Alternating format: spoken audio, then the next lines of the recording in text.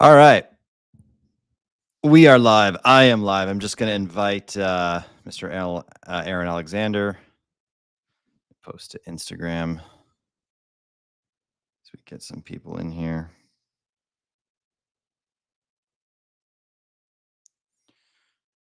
Okay, we got one person here. Yeah, just waiting on my guest to get here. Be here in about 2 minutes. And I'm going to just post to Instagram real quick. The actual show, if you guys are watching a recording of this, skip to about at least 3, 4, 5 minutes in. What's up, Base Pill Clips?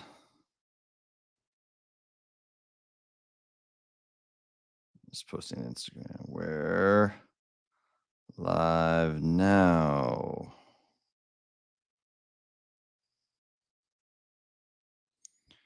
Oh, we got someone else in here. Ozzy. No, I'm in Fortaleza. That's how you pronounce it. I think that's how you pronounce it. Fortaleza. I will be posting some updates on my thoughts. My initial thoughts are that the quality is good here. I was at a mall and it looked good. So we'll see. I'm gonna do day game on Saturday, heavy day game session. I gotta be careful about recording. Cool to see some people pouring in here. Yeah, we'll start the show in about another minute or two with our guest. I'm just posting to Instagram now.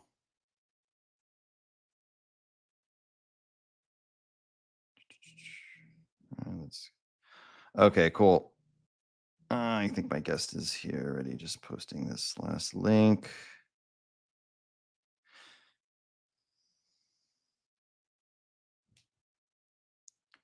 Okay, posting to Instagram. I'm going to send the link to the guest. God, I'm so bad at this. Invite. Copy. Okay, cool. I'm just sending it to Mr. Aaron Alexander. And he'll be joining now. We'll get right into it. So this guy's a day game expert. So if you guys have questions related to day game, that would be best. But you can ask him anything. I have some stuff lined up.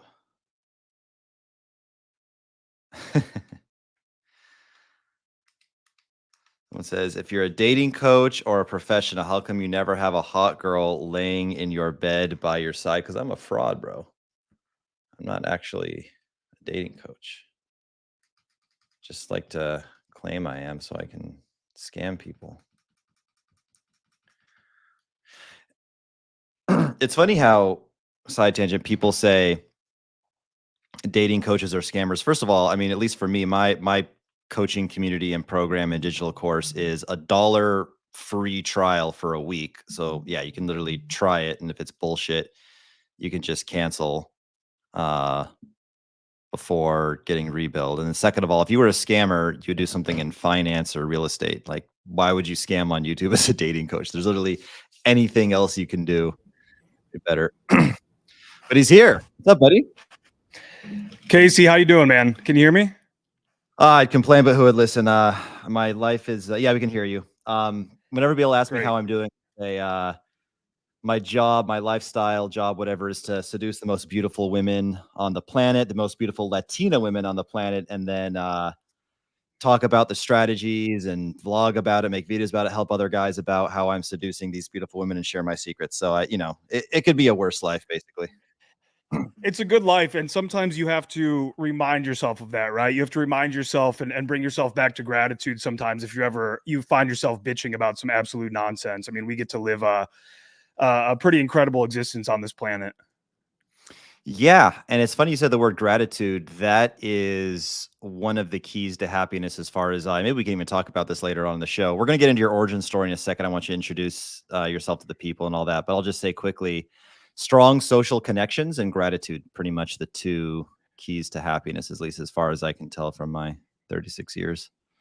I think that's good. Yeah. Yeah, I think you have to I feel like the times in my life where I've stagnated, and I feel like I'm not working towards a mission is when I do find myself gravitating more towards bad habits, drinking too much, being lazy, those sorts of things. So I also think that like one of the things I'm really big on, and I won't go on too much of a tangent on this, but I think that a lot of times in self-development, people will preach about purpose and about having a passion and this and that. And so people will think that that has to be something noble, right? If we got Mm. most of these guys on this stream right now, we said to them, what are you passionate about? What's your passion in this life? They'd be like, oh, I want to help people. I really want to help people. And it's like, do you though? Do you actually? Or do you just want to get hosed? Do you want to make a bunch of money and get in great shape and then see where that leads you? So I just want to say to anybody listening as well, that that's a noble goal as well, a noble pursuit. Yeah, we could talk about our motives for doing this later on. That brings up a lot of stuff. But first of all, let me give you an introduction, and then I want to hear on your origin story, how you came to be doing day game on the internet, uploading more than probably almost anybody else. If you're not, you got to be top 10, if not greater, human beings to have uploaded day game infield content to YouTube in the history of all humanity. Yeah. So that's an accomplishment. But Yeah. anyway, so Yeah. here's my introduction of Thank you. you for that. Yeah, Yeah. and then I'll let you get into it. So, Aaron Alexander, wow. So when did you start YouTube? Because I want to do this right. You started in 2013, 2014? 2014 sounds right. Late 2014. Yeah. Yeah. So this is one of the first guys to, yeah, be a pickup artist on YouTube, to post day game, to give dating advice. And I always like connecting with the old school guys from the golden era. I would say he's definitely a pioneer. He's definitely one person that, if you're in this space, if you've been learning this space, certainly if you've been involved in teaching in this space, but even just interested in it, like, this guy's face. He is like the face of day game YouTube, and it takes a lot of balls to show your receipts. There's a lot of people out there who don't show the results. I don't know about you, but I would never take stock picking advice from a guy who never showed his results as a stock picker. You know what I mean? Yeah. Someone, JM2 says Air's an OG of the day game space. Yeah, absolutely. So I guess he remembers you as well. And yeah, I don't know what else I could say. You have a lot of balls. Your shit's legit. It takes a lot of courage to post that up there. You're one of the OGs. You've been doing this for, I think, going on, see if my math is correct, 10 years now. So why Yeah. don't you tell us about, the story of Aaron Alexander as it relates to being a dating coach with women? How'd this come to be? Yeah, so well, I appreciate the introduction. We got connected the other day through a mutual friend, and I knew within 5 minutes of talking to you, man. I was like, you know what, I like this guy. I felt like we were gonna have a good stream. I feel like we're gonna have a good discussion, so it's good. Yeah, man. I guess I'll start here. So I grew up, and I want to condense because I've done 2 hour long videos on this, so I want to condense it down to about 2 minutes top. So my whole life growing up, so I'm 34 right now. And until I was 22 and a half, I was the fat kid. Always like the visibly fat kid, like not just a little bit chubby, but literally like nicknames from female friends, Marshmallow, Beans, things like that. I was the joke of the group. And and I started getting really horny when I was like 11 years old, right? I mean, for everybody, it's different. I started jerking it when I was like 11. And so, that leads me into high school now, where I'm wanting to date some of these girls. I have crushes. I like some of them.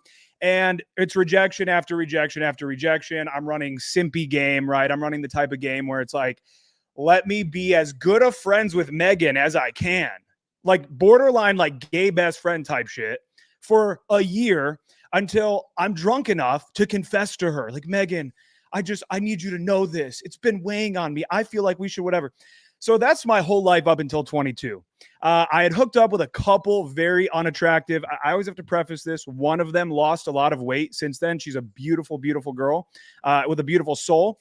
But I slept with a couple very unattractive women until I was 22 and a half.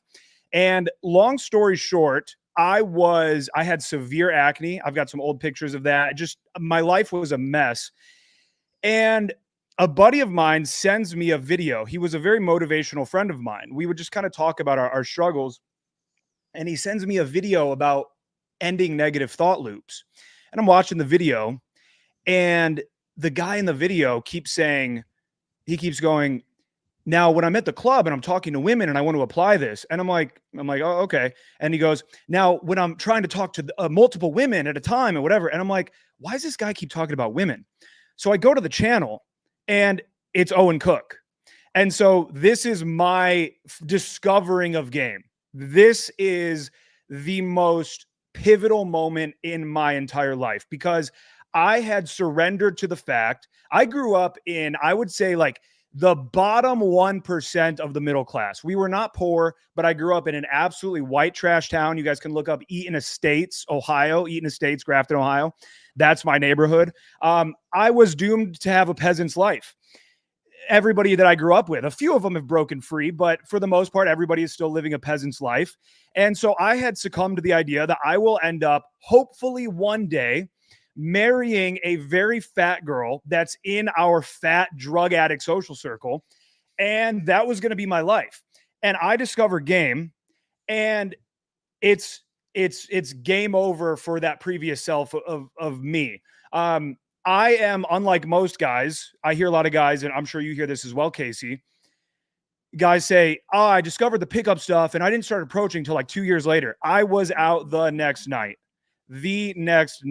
because I was already going out getting wasted all the time. So I told my buddy Zorn, who's technically my first wing, and I said, "Dude, I just found this shit on the internet about picking up chicks. We're going to go do this." So I was out the next night getting blacked out, but talking to women now, not standing there like a creep, staring at them with my low eyes and my, PBR tall boy. I was actually just going up saying hi to girls. And I couldn't believe how, even if I was, of course, I'm not making out, I'm not polling, I'm not getting numbers, nothing, but I'm now speaking to extremely hot women and they're being friendly and nice. But prior to that, it was just like, oh my God, look at her. Look at that beautiful angel over in the corner. So now I'm talking to them, and then that just progresses. I immediately start losing weight. So I dropped from 300 pounds down to 175 pounds. So I lost 125 pounds at one point after trying my entire life. But this now gave me the motivation and the purpose to lose the weight. Magically, because of cleaning up the diet, the acne cleared up. And again, I don't mean like a little bit of teenage acne. I'm talking, it would be the first thing you would think when you saw me, like, oh my God, look at this guy's face. I would go to dermatologists and they're all complete, we'll keep it PC, complete idiots. And so I'm just on this wild upward spiral of quitting booze, getting rid of my acne, losing weight, going out all the time. And it just spirals until guys in my city are like, hey man, like, would you ever do like a boot camp thing with me like RSD does? And I was like, I mean, I guess.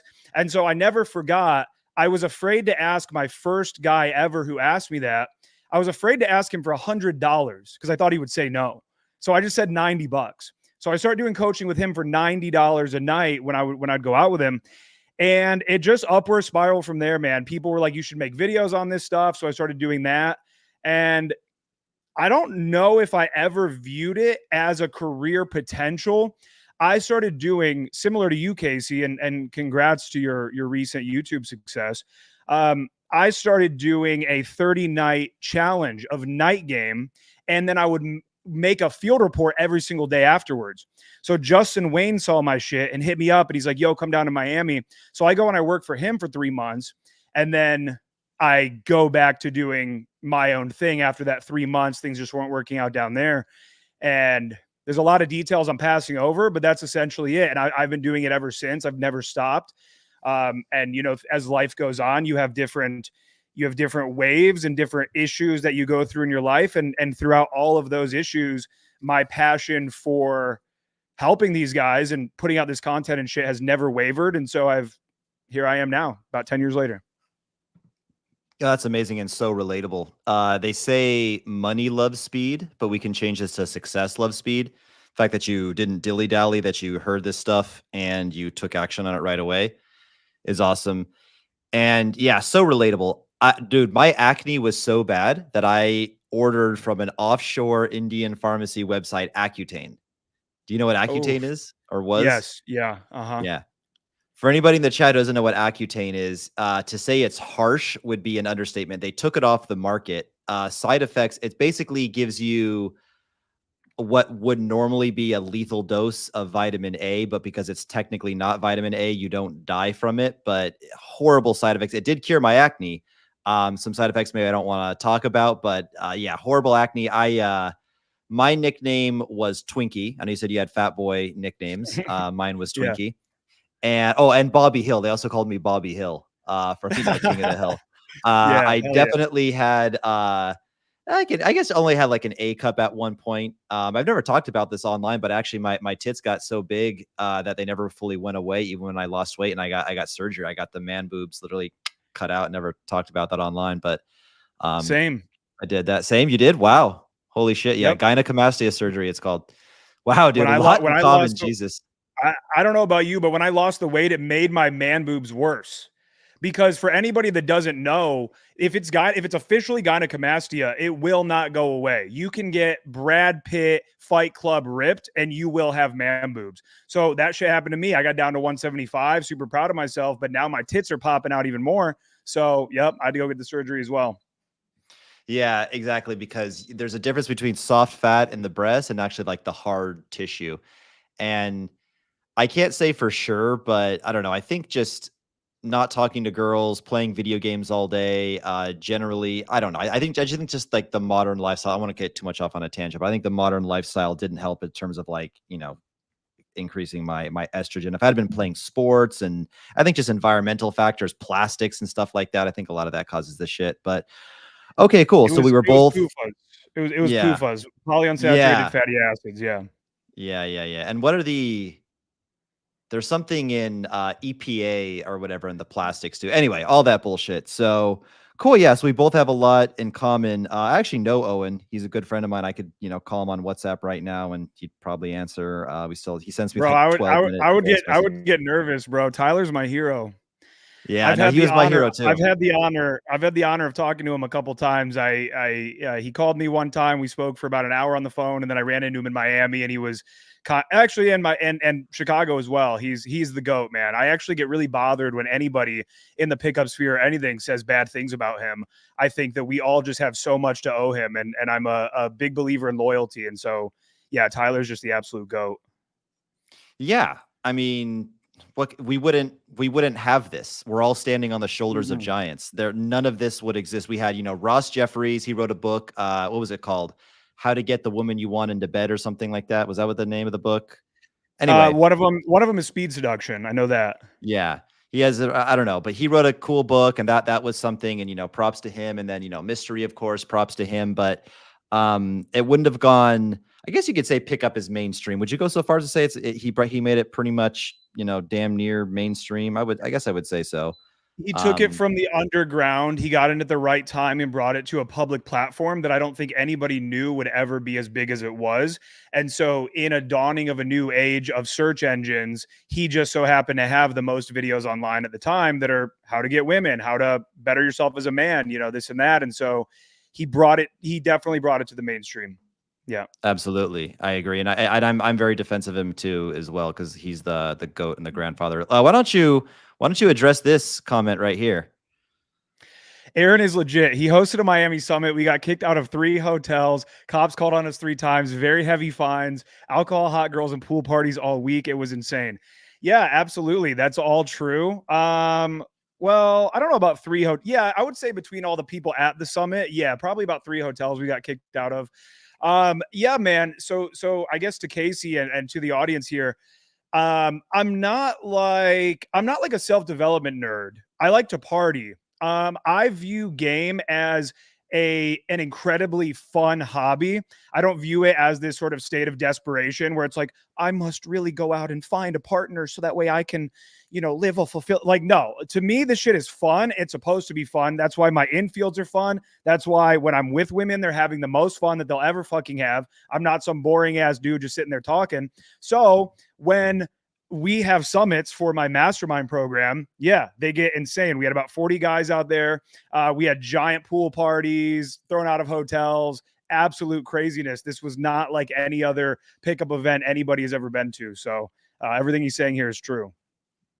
And sorry, that was your summit or? Mine, yes. Oh wow, you did an event. When was this? This was in 2020. So I have a 2020. mastermind program, and it's just a private community. I blasted this into there, so hopefully some of those guys are on here. And yeah, we hold an event every year, and so we've done 3 of them now, and kind of 4 maybe. And yeah, the first one was just insane. It was wild. Nice, nice. I bet you have a loyal following just from doing this for 7 years, huh? Yeah, I think so. I think some of these guys are. Yeah, I do. I get a lot of praise from my people. I get a lot of hate online as well, and that's Of okay. course. You know, all of us are going to. I think, and I'm good with that because I think of all the love. So, but yeah, the summit was wild. It's crazy. Yeah, if you don't get hate, we'll talk more about this later. Actually, I'll ask you now. I'll say one thing, and then I want to ask you a question that I had prepared for later, but we'll do it now.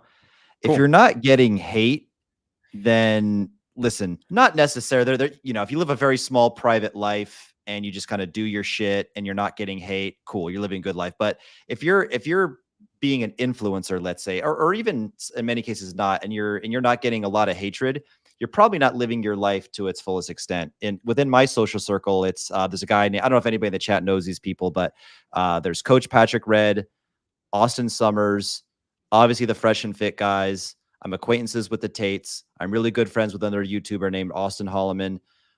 What do all 7 of us have in common? We've all undergone horrible, horrible cancellations. Feminists, mainstream media, et cetera, stuff like that had, multiple social media accounts banned.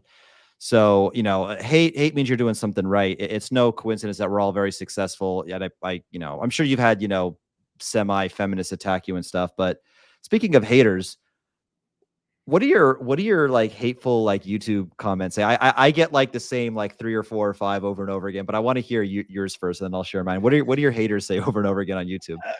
Well, of course you get staged and fake anytime Yeah, something breaks yeah, out yeah, of yeah. the pickup sphere. Of course you're going to, I get that on Instagram, I would say more than anything, cuz Instagram just has a way for those, those reels will just really get outside of your audience and they'll start popping off. So you get staged and fake all the time.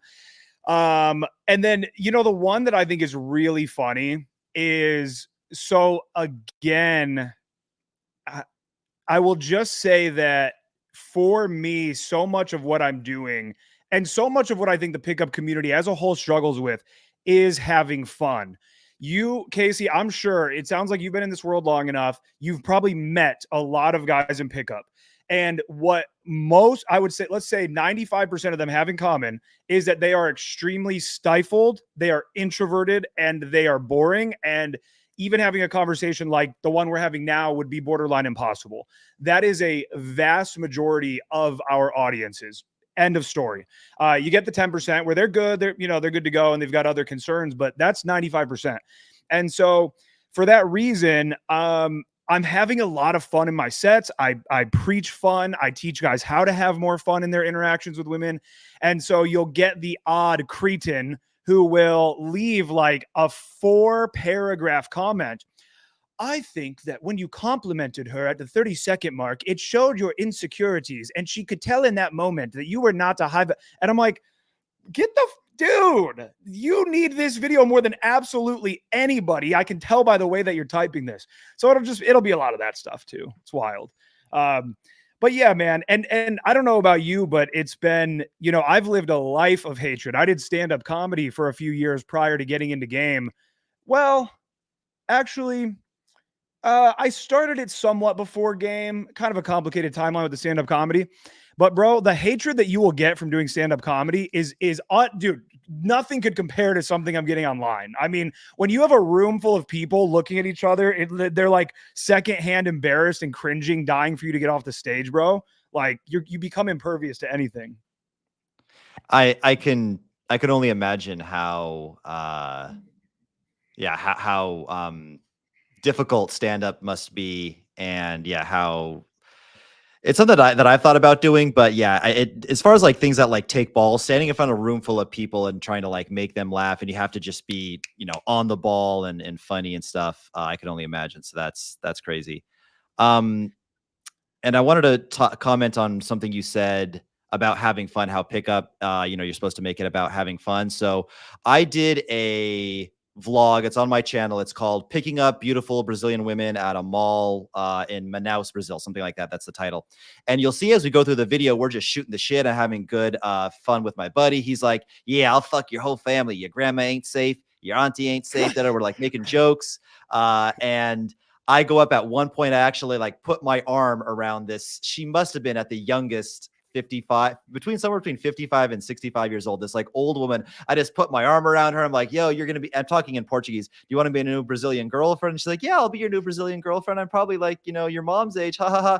And then I'm just like, I'm like gaming this like older woman. And I immediately addressed that. Why? Because I knew, actually, I think people actually might have gotten it, but I addressed in the like, just as I'm vlogging in the mall, I'm like, listen, guys, this is what it's all about. Because think about what the average guy's day looks like who wants to do day game, especially a lot of the people that we work with that may be more successful entrepreneurs. He rents out his glass box on the 25th floor of his new apartment building. He's like working and yelling at employees or software developing or doing something, entrepreneurial related, working remote, or maybe you work in office, whatever. And then he emerges from his cave like Golem and he's like supposed to like, hey, I wanted to meet you. And it's like, there's no fun. The vibe is off. He's in a serious mood. And this is why I always say, the reason why wings are so good. I mean, in day game, you don't really wing together. I mean, I guess you could find two girls and two guys can go up, but usually when you have a wing in day game, you're kind of just like splitting the sets up, whatever.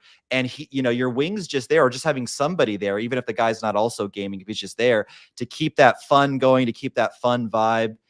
And it makes such a huge difference because how are you supposed to snap out of logical, maybe you have, dark thoughts, your people get kind of like frustrating, like, thought loops and stuff. And one more thing Yeah. I'll add to it too. And you can maybe, I don't know if you guys ever done this where you kind of, almost like play games in the field and night game. So I had me and this guy's actually still an assistant coach, I think, for Todd. Maybe not. I forget. Actually, no, he's not. He kind of fell off. He kind of disappeared. But anyway, his name was Matt Palmer. He was a big guy. He was like 6'3" this way and like 6'5" this way. He was like a brick of a guy. And he actually trained MMA and stuff too. And just for fun, just to see people's reactions. I remember we had to get to the club super early when we lived in Vegas. We were at this club Marquee and we had to get there at like 9:30. So we get there at 9:30. It's like 9:45, 10:15. There's nobody in there. It's not really like a club until like 11:30, but we had to go early because we're single guys without any girls, right? So we have to go super early or we have no chance of getting in when it's late and when it's already popping. And we'd have like these water cups and we'd finish the water cup. We'd have this empty cup and then guys, girls, anybody walking by, we just like tap the, hey, excuse me, on your way out, on your way wherever you're going, could you just like take this cup? Can you just like find a trash can, like throw this away for me? Thanks. And try to like hand them their cup and see if they would take it. And then once in a while, a guy would get like super offended and he'd look at me like I'm about to fuck you up. And then he'd see that I'm with that guy, Matt Palmer, and kind of like, oh shit, he's friends with the Hulk. God damn it, I can't smack this guy. But it's an example of like how we'd mess with people, have a little fun, and just change our state. And then it's so easy to launch when you're already having fun and joking with people. It's just so natural, just boom, go after a girl when you're just versus when you're just like in a logical or just not in a social headspace. Yeah. Yeah, absolutely. It's I just did a boot camp in Los Angeles 2 weekends ago now. And I had a call with one of the guys today who was on that boot camp. And he said that for him, that literally even just the first hour of the boot camp changed so much for him because he said that he's never actually done street game. And so we were just running around Venice before actually even going into the bars. I told them, I'm like, there's no point in going into the bars yet. Let's loosen up out here. You're gonna have to be yelling over all this music and the Victorian and in the whatever the Irish pub is near that. I said, let's run around and just do insane shit. So I'm just feeding these guys the craziest openers ever. Everybody's just laughing, having a great time. And so many guys are just, you guys watching this, like you do just take it all so seriously. And it's because you are in this place of desperation a lot of times when you're going out. And if you can just break out of that and even just have a mental exercise where you say to yourself, like, dude, what if even for the next 30 days, I'm going to go out for, let's say, 8 nights of the next month. So 2 nights a week. I'm going to go out 3 days a week. And even if I get absolutely no result, I'm going to have a giant smile on my face. I'm going to say things that I find funny, that I find self-amusing, and just see where that takes you. And I also tell guys, a piece of advice I give guys as well is go out with the sole intention of just burning shit to the ground. Like genuinely, these guys cannot take, your lives are already, and this isn't to be rude, but many people's lives are already so small. You're already living such an unimpactful life on the world around you. And yet you are so beyond concerned with the idea of being humiliated or looking dumb or looking like, oh my God, like get the fuck over that shit and be willing to be the scourge of the earth, be willing to be humiliated, go out with that being your intention. And what you will find on the other side of that is freedom. And you'll find that you've actually had the best interactions with women that you've ever had in your entire life, like bar none. I agree to that, but I want to put a little asterisk on that. So, what I think happens with, I'll put myself in this camp as well. Dating coaches, myself, Austin Summers, Dave Proda, all these guys that I know, is we maybe forget about the guy who's in some semi form of monk mode. I don't want to get off on a tangent, but monk mode is absolutely stupid, and you need to have fun in life and balance. But he's doing some startup. He's trying to start a social media marketing agency, or he's trying to learn how to do blockchain web, whatever it is. He's working really hard. He's already a lawyer, and he's up at 6 a.m. Going out would give him social jet lag, and he's got some serious excuses, and he's focusing more online. And what do you think for that guy? His social skills, I think if your social skills are really, really awkward, and even if we could, you could work with a guy like me, or I don't know if you do online stuff, but some online dating coach could line up a bunch of dates for you, get your profile, your photos right. If you're a chump and you have no confidence and you have no understanding of female psychology or game, you're going to drop the ball anyway. But assuming you're not just completely desperate, what do you think about doing more online instead, as a way for, perhaps the guy who doesn't say, listen, dude, if I'm up at 6 a.m. every day. If I'm, going to the bars and the clubs, I'm coming home at 6 a.m. That's going to destroy me for the work week. Drinking, low quality people, loud music, terrible pop music in the clubs. They're expensive. All the hot girls in VIP anyway, blah, blah, blah, blah. I just want to focus on lawn more. What do you say to that? Yeah, I say go ahead and do it. I also say the day game is an option as well. And one thing, and I'll definitely bring it back to sort of online versus night game and day game and stuff like that. I'll bring it back to that in a second. But one thing I do want to make clear as well is that for a lot of guys that are in that situation you're talking about, is they don't even necessarily have to match the energy of even like what I was just kind of giving, just a minute ago of like, oh, we're running up on these girls, it's crazy, it's wild, whatever. They don't even necessarily have to do that, but even just going up and just saying something a little bit ridiculous and a little bit crazier than just like, hey, what's up, like how's your night going, just going up to a girl and just being like, excuse me, hey, sorry, has anybody ever told you look exactly like Hillary Duff? That's going to be a solid opener, especially if they're Asian, especially if they don't look anything like Hillary Duff at all. So there's ridiculous openers that you can do to even just make that interaction more fun without even hyping the energy. But yeah, the thing with me is sometimes people will assume that I'm heavily anti online game or something.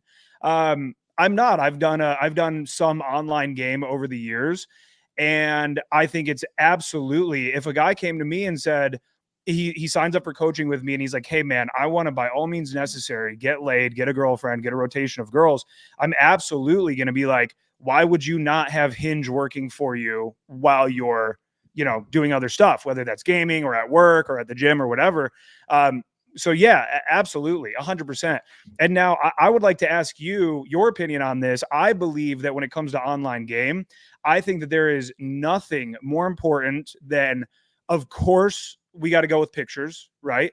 But then right after that, I believe, is wit. I believe that wit with online game and texting game in general is going to be the way that you are able to emotionally stand out with women, via texting.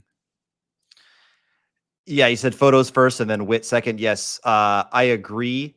The number one thing, and we can talk about this later, I might have an interesting conversation, is your location. Nothing will change a guy's results overnight more quickly. Not getting more muscle mass, burning body fat, increasing your confidence. What else? More money. If I can snap my fingers and make you 7 inches taller, nothing will change more than location. So I think, being in the right location is the first thing and most important thing. And then, yes, absolutely, photos and wit. I teach something in my courses it's called the SQUIRT framework. It stands for screen, qualify, understand and connect, I is for interesting, R is for repeat, and T is for tension. Yeah, it's just a funny acronym. Like all the things that I wanted to It's say, great. Squirt just Solid, happened yeah. to finish that.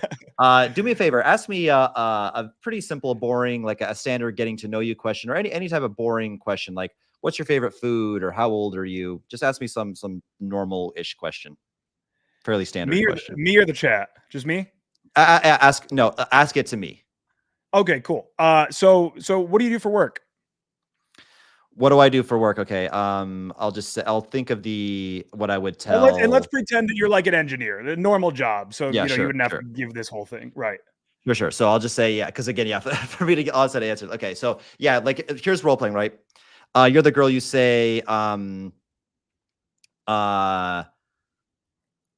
you ask me, what do I do? The boring answer is, oh, I'm an engineer, and that's what I Mm. always say not to say. The standard boring answer. Hey, what do you do? What's your job? Oh, I'm an engineer. And like a slightly more, I call it be 10% more interesting. Don't be overly gamey or make it, super long and ridiculous. You can spice it up by adding a little flirtation onto it, by being witty and funny, or just by offering more information, but just by answering it 10% more interesting. So again, boring answer. What's your job? I'm an engineer. More interesting answer. What's your job? Miraculously, I'm an engineer, and look, I'm not even Asian. I don't know how that happened, but I swear to God, I'm not even Indian or Asian. Again, that's not the funniest thing ever, but what could be a more interesting one? I'm an It's good. engineer. That's better than what most Yeah, people are going to do, though. Absolutely. yeah, yeah. So, okay, put it this way. What's your job? Oh, I'm an engineer. Boring answer. More interesting answer. My job. I'm an engineer. So, in the future, hypothetically, if you were my girlfriend and we were moving in together, I could put together all of the IKEA furniture, no problem. Engineering brain, problem solver. Like, is that the most ha ha ha? Like, is that going to make a room full of people laugh? But and you notice this too when you are locking eye contact with a girl during a cold approach or even on a first date, and she's kind of intimidated by you and there's a little bit of sexual tension, even anything just a little bit funny, she's gonna laugh her ass off because it's a way to diffuse the nervous energy. So yeah, I totally agree. And that was my Mhm. example. I don't know if I succeeded or whatnot, but that was me trying to be witty with my, spice up the boring answers. Yeah, I'm an engineer and I'm not even Asian, or I'm an engineer, so I'll assemble all the IKEA furniture, no problem. Um, Yeah. yeah, so Yeah. I definitely agree It's because substance. Yeah. most guys are just giving, hey, what's up? How are you? I'm good. How are you? Oh, I'm good. And you? Oh, not too bad. And yourself? That's how most that's how most Yeah. Yeah, I call guys it are. I call it so somewhat similar to that a little bit at least is I call it that guys are always in question answer frame, question answer, question answer, question answer. And what you want to enter is QAS, question answer statement, question answer statement. She says, "Where are you from?" You go, or no. You ask her, "Where are you from?" She says, "Washington D.C." You go like, "Oh, are you Biden's granddaughter or something?" She's like, no, not quite." "Oh, okay. What part of D.C. are you in?" Now, boom. So it's like you made some sort of a statement thereafter. And the more that you can actually become conscious of that, the more that you'll find that you're able to monkey branch throughout conversations a lot better. Yeah, I love that monkey branch. Yeah, it's like you kind of give your take, your opinion on what was just said. You cold read based on what was said, meaning how can you say cold reading in simple language? Make predictions about her, guess things about her based on what was Mhm. said, and then before moving on to the next question. But okay, awesome. Well, speaking of the next question, let me go to my notes here. I Hell have a yeah. whole bunch that I wrote down. Actually, I have a question that I thought of on the fly that I thought of earlier, and I want you to be, perfectly honest, if you would. Cool. Um, a lot of guys watch my channel, and they see. If you, I don't know if you saw my Instagram or what I banged every single girl that I've posted on my Instagram, and I probably say every girl that I've ever posted in my videos, I've at least made out with. I probably banged most of them, and I get a very common comment. Oh, Casey, you're only getting these nines and tens because you're in Colombia and Brazil, and you're like a white guy with blue eyes, and, tall, 5'11", but tall for that with a little bit of money. That's the only reason why you're getting these nines and tens with such ease. You couldn't do that in America. And my answer is, of course, no fucking shit, Sherlock. Of Mm. course I couldn't effortlessly, bro. I could go to a mall in the right city in Brazil, not any city. Rio is difficult, Sao Paulo is difficult, the big cities. But if I'm in the right city in Brazil, bro, I could do one day game session and fill up my calendar of dates for the next 3 weeks. I'm talking, 8s, 8.5s. And that's out here. In America, my results, if I was going for only 7.5s or better, would be a lot more sparse, a lot more difficult. Could I get them eventually here and there? Yes, I could. Could I get them with even a third of the frequency and ease that I'm getting them down here? Absolutely not. So what are your results, my friend? If you were to be brutally honest, how like of all, let's say you bang, first of all, like let's say how many girls are you, let's say, going on a date with or sleeping with in an average, month or 2 month period? And of those, how many of them would you say are like legitimately about a 7.5 or above? We're talking like once you get to 7.5 and above, we're talking like primo hot. Like what percentage? Because Yeah. and if you even say as many as 25% or 30%, that's I'm already super impressed because you're doing it primarily, yeah, in the States still.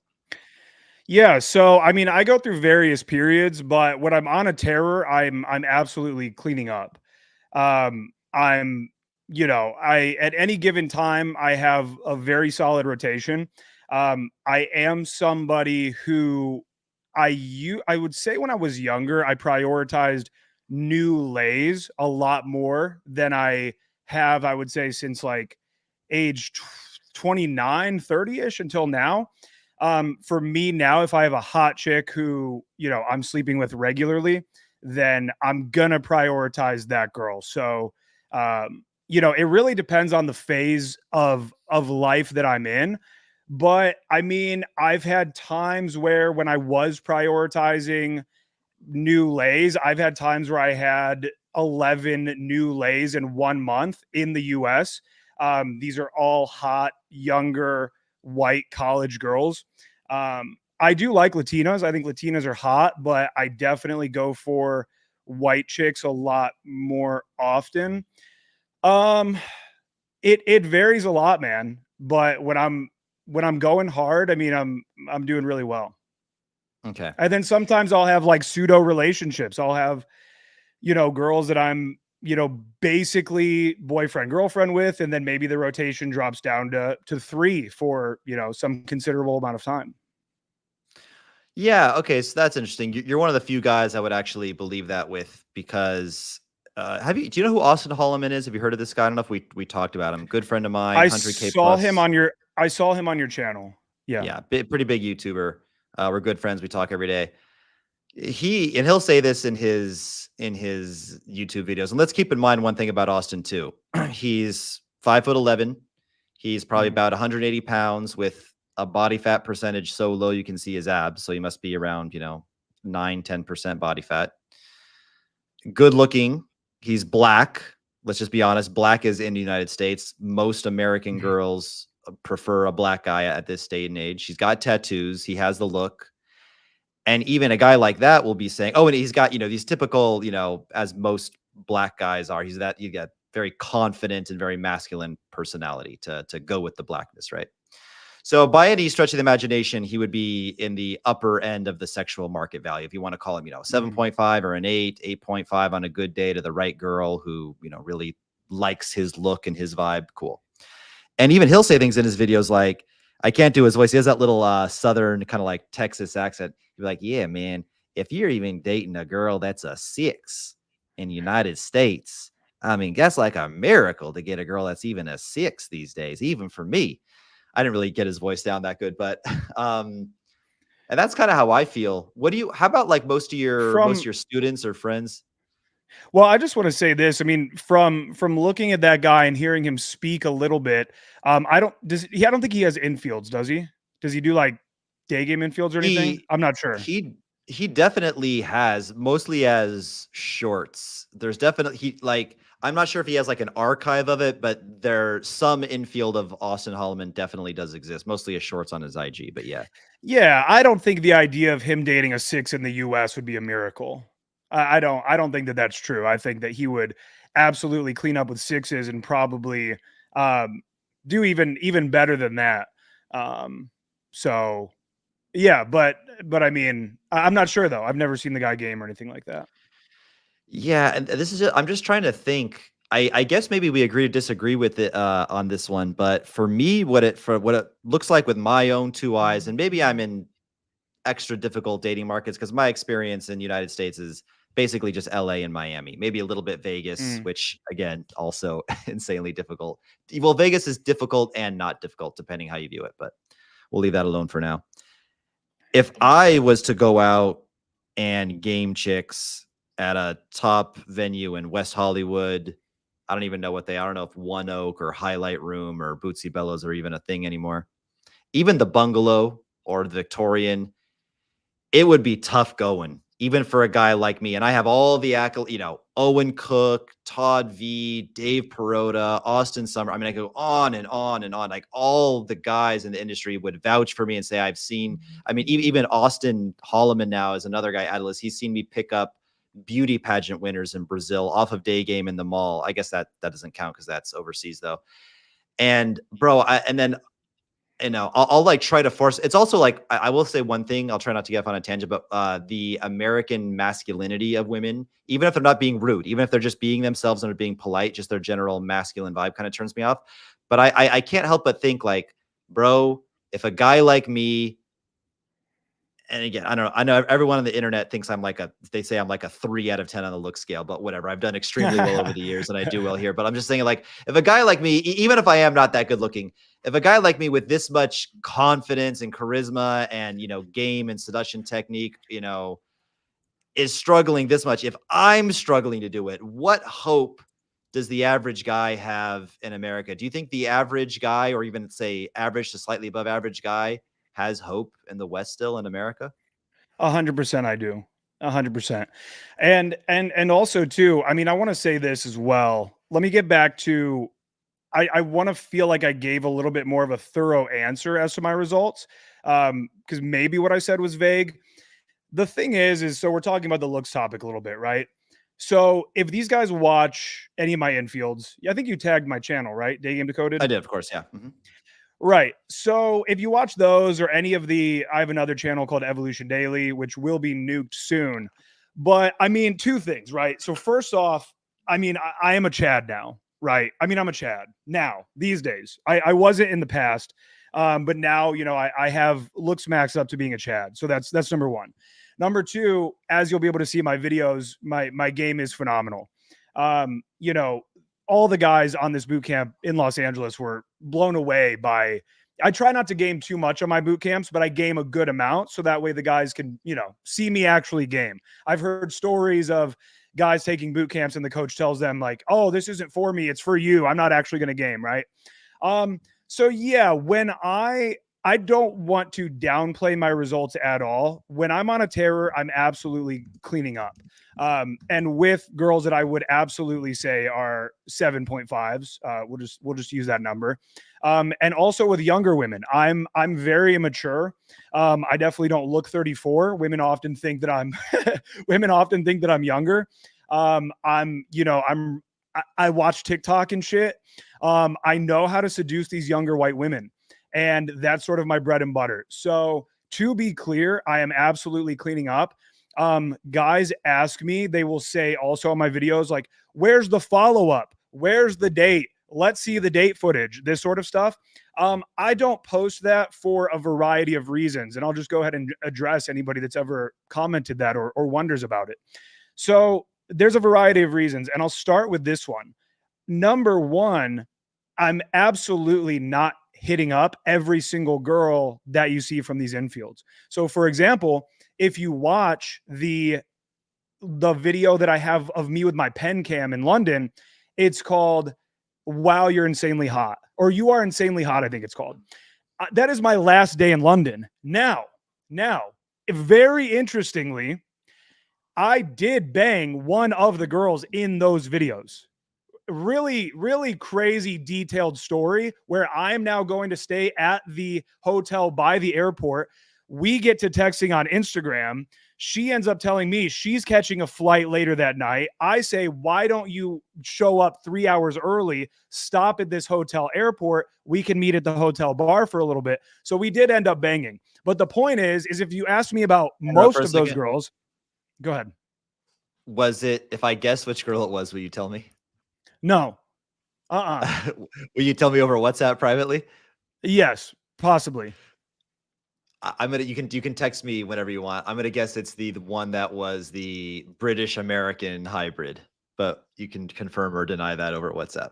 We'll talk about it later. But the point is that a lot of the women, yes, not, I don't want to say a lot, but some of them I'm absolutely not hitting up, and then some of them I am sleeping with. And I used to do things where I would show various whatever pictures of me with the girls, this and that. And when I was gaming in Columbus, Ohio for so long, I had a lot of like bad stuff happen. I had a lot of this girl's friends see her, tell the girl's pissed off that she's in the videos, girls finding my videos, all this stuff. And not to say that anybody's doing anything wrong. However, from my understanding, most of these people who have been canceled, who have endured, I didn't know that you endured some heavy cancellation. Oh, Isn't it brutal. mostly occurring because you guys are like, here's my thing. Here's my thing. If you got if the audience watches one of my infields and it's an amazing infield and whatever, some dork thinks it's lame, some dork thinks I was simpy or dumb or whatever, but guys think She's it's an a actor. great and yeah, that she's an actress, whatever. Or just that they believe it's real, but they think my game was trash or something, right? But if you're watching that and you're learning from it, you can tell it's good, you're inspired by it, then I don't believe at the end of the day, truly, whether I texted that girl and then followed up through text messages and all this shit matters at the end of the day to any individual particular infield, because what I'm teaching is the game aspect in that moment. Now, if I am making some sort of a course on polling, my poll night game course, I have actual polls that are filmed, that, you know, so you see me bringing the girl back, stuff like that. I have a lot of audios that I'll show people every once in a while, like in my mastermind or privately or whatever, audios, videos of me smashing, you know, even some of the girls in the video, stuff like that. But I don't want to put that shit out there because, from my understanding, also, the reason most of these guys get canceled is because they're showing way too much. Even some of the guys you mentioned on our phone call the other day, weren't they all having like secret cameras in their apartment showing girls now where they expected to be in private? I believe some people were doing that.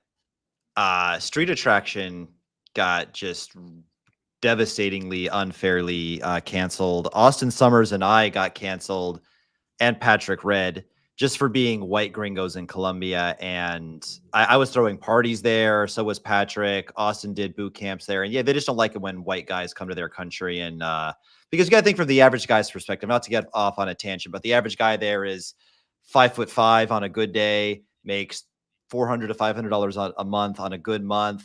Very effeminate, weird, super effeminate personality, doesn't work out, doesn't take care of themselves, kind of looks like a little monkey. And then, we come in and, we're tall and we're white. We got money. We got masculinity. We got better intelligence. We treat the women better. We have more confidence. They just can't compete. It's just, so Colombians are, they can be very, very resentful. And I don't know, that culture is just extremely xenophobic, and you want to call it xenophobia, racism, whatever. So that's why we got canceled. We weren't doing anything. I never got a cancellation in America. It's actually tough to get cancellation for any form of semi white hat, for the audience doesn't know, like by white hat, what I mean, PG pickup, unless you're going like calling girls bitches and sluts. Like if you're doing like, what Julian did in his video, for anybody who remembers that. Anyway, I've had, sorry, one okay. question. Yeah. Jamaica Waka is talking a lot of shit in the chat. Says, if Casey didn't tell me he has masculinity, I wouldn't know. I can invite you to the live stream. You can get fucking owned right here on live if you want to put your money where your mouth is. If you think I'm lacking in any masculinity, so I'll just leave that. Why is he talking shit? Is he a regular hater? No, I have no idea who he is. But again, I just, he's not going to join the live stream. He's too scared. He's too much of a bitch. But it's just funny to just kind of like, he's probably like, whoa, shit. Like the talking head on YouTube talked back. Like it's a real person. He's talking to me. People. Yeah, but no, I can send you the fucking, you can come on live. You must have a camera. That's one thing. You cannot hide your face, but you can come on camera and speak that same shit you're talking in the chat, and then see if you can, back it up. That's a good rule. Anyway, camera only. Yeah. Yeah. I don't. Yeah, no, I would never. Yeah, because then it's just like they clown you. You're a baldy. First of all, it's a hair transplant. It's all going to grow and look beautiful anyway. Second of all, they just yeah. All right. Anyway, so you I can respond. tell you have that. That's awesome. I'll get one Yeah, eventually hopefully, as man. well. Although it's been fuck, dude. You know what? It's been 8 or 9 months now, and the shit just refuses to like grow in any more than this. I might have to get another one, or you know what I could do is, you ever seen the guys that they have actually no hair and they just tattoo like the little dots on the head to make it Yeah. look like kind of like Yeah. a super shaved head, but it's just a tattoo. If I get the tattoo underneath, where's the live chat? What do I know? Okay, cool. I'm gonna post it in the chat. He wants I to think it'll join. fade, or I think it'll come back in. I mean, obviously it's your stream. Bring the guy on if he wants to talk shit or whatever. Yeah, But I I'm feel like gonna we've got can I great message stuff him to in cover in a private? little bit too. Oh, we'll put him. I'll chat with him just for a second. He's not gonna actually join though. All right, join, bitch. You got the link there. But anyway, no, just Yeah. keep talking. He's not gonna actually join. We were talking about the yeah. So I remember, what was I gonna say? If I remember correctly, and I could be wrong, those guys that you just said they got unfairly canceled. I remember one of the reports of that, and I don't know if this is true, but weren't they selling in one of their courses secret footage of them like banging these chicks?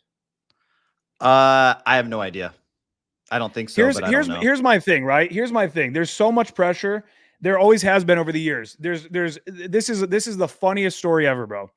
So I used to get pressure all the time. Film your dates. Because I'll just be straight up here. I don't give a fuck. I don't have anything of dates recorded. I am a god on dates. My date to pull ratio is I want to say I'm at like 80-90% for date to pull ratio.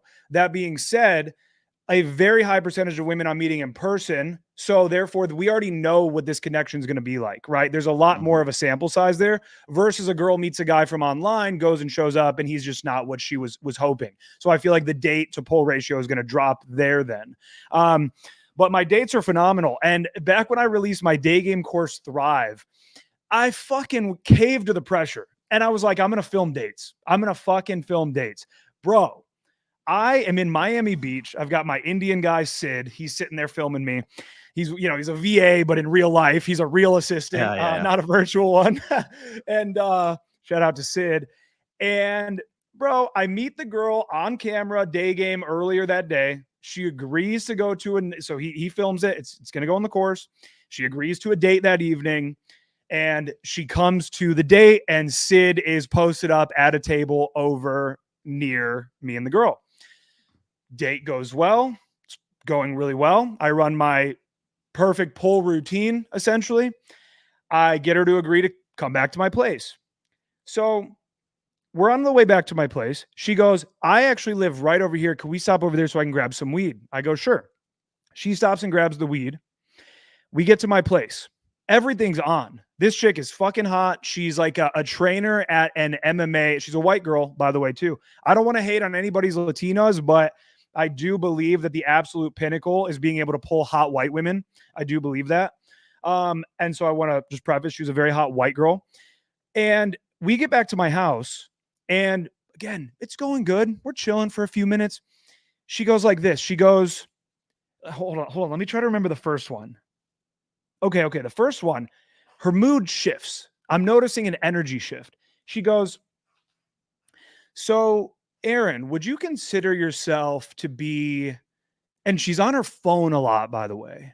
She's on her phone, like way more than the rest of the night. Like that shit would annoy me, but she's doing a lot. And she goes, Aaron, would you consider yourself to be an honest person? And I go, I don't crumble under it. It's weird. It's weirding me out, but I don't crumble. And I just go, yeah, I mean, look, in most cases, yeah, I try to be as honest as I can in life. Yeah, I consider myself an honest person. She goes, okay. She goes, how honest would you say you are on a scale from 1 to 10? And she's getting aggressive. And I'm like, I mean, I don't know. And now I am kind of like, this is feeling weird. And then she stands up off of the couch and goes, if my image or likeness or voice, and she's coming at me in my little Airbnb. She's like getting in my face, and I'm trying not to touch her because I don't want this to turn into a thing where I have to like push her off me or whatever.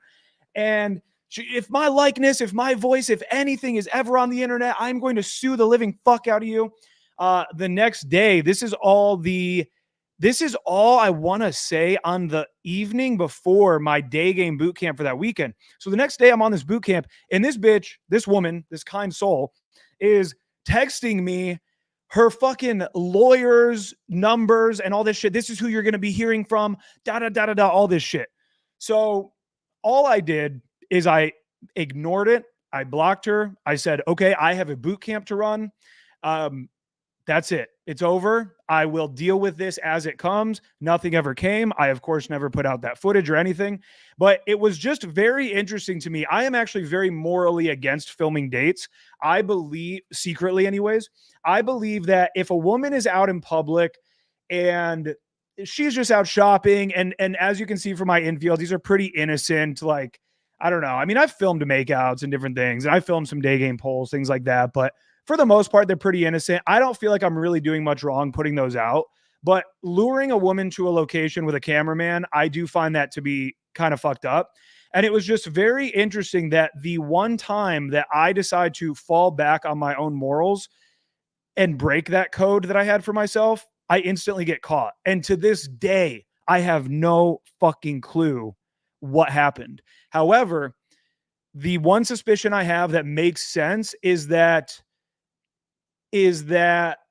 the girl had posted me on her Snapchat, and somebody must had recognized me and told her that I do this, and maybe sent her the channel literally at the date. So little side tangent there, but it just wild shit. It was traumatizing, bro. Yeah, I always said I didn't want to become a dating coach and stuff like that because you already lose girls because whatever, you have them eating out of the palm of your hand all night. They're totally in your frame. They're loving your dark humor, your dark jokes. But then one joke doesn't hit and she flips out. She got too drunk. She got emotional. She had a period and she walked off and like, ugh. And they're girls. I thought the last thing I need in my life is like another bullshit excuse for what I'm just going to just lose girls because some weirdo. It's always some fucking simp, dude. It's always some fucking piece of shit simp who, yeah, like so they tattle on you. They told on you. That's how I had a girl. Yeah, I was just gonna say, just real quick, I had a fucking simp do this recently. Made a fake fucking Instagram and hit up my main girl and just sent her all this crazy shit from a burner Instagram account. This girl was like the love of my life, bro. And he sent her a whole bunch of fucked up shit. It was just like, I just think that you should know all this stuff, whatever. And it's a whole thing. But did you yeah, lose the man, girl over that or no? Bro, yes, I absolutely did. And to most people, like, look, would I have lost every girl I've ever been with to this happening? No, but this was a really, really good girl. A red pill, a fucking red pill manosphere's dream girl. I don't even want to go into details. Love of my life. I will never find a girl like her again, but the type of girl that is absolutely not going to put up with that. So it was devastating, but through the darkness, we must all grow stronger. So, okay, I want to know, maybe it's just an American girl thing. Maybe they're just more bossy and not submissive. My dating experience is night and day. And by the way, anybody who says, you know, the triggers of female psychology and human beings across cultures, they respond, bullshit, fucking bullshit. You think as a white guy or anything other than like an LA Persian guy, go to UCLA campus and talk to an LA, like a Jewish, I don't care how good looking, like they will only date their own. Girls in Latin America respond to very different things and put up with different things that have very different attraction triggers than girls in the United States. Culture dominates this shit. That's a quick side tangent. But so my experience is very, very, very different. But from where I'm standing with my experience, I'm also very good at screening. I have a buddy who he has some issue is in his relationship because he chose a girlfriend that's a very dominant girl. She's not very submissive. So I couldn't make Ugh. every girl necessarily be super submissive to me. But the girls that I screen for, the girls that I choose to get in relationships with, and most girls that I just click with a lot and we have a really strong connection with, bro, I'm fucking daddy. I'm boss. If I tell them we're going to do the typical red pill, one-sided open relationship thing, like, look, girl, I'm gonna bang some fucking hoes. You know, every high value guy, you know, like every guy's gonna do it. You know, no man is 100% faithful, but at least you know about it. There'll be rules. These bitches won't be sleeping in my bed. They won't be ever fucked without a condom.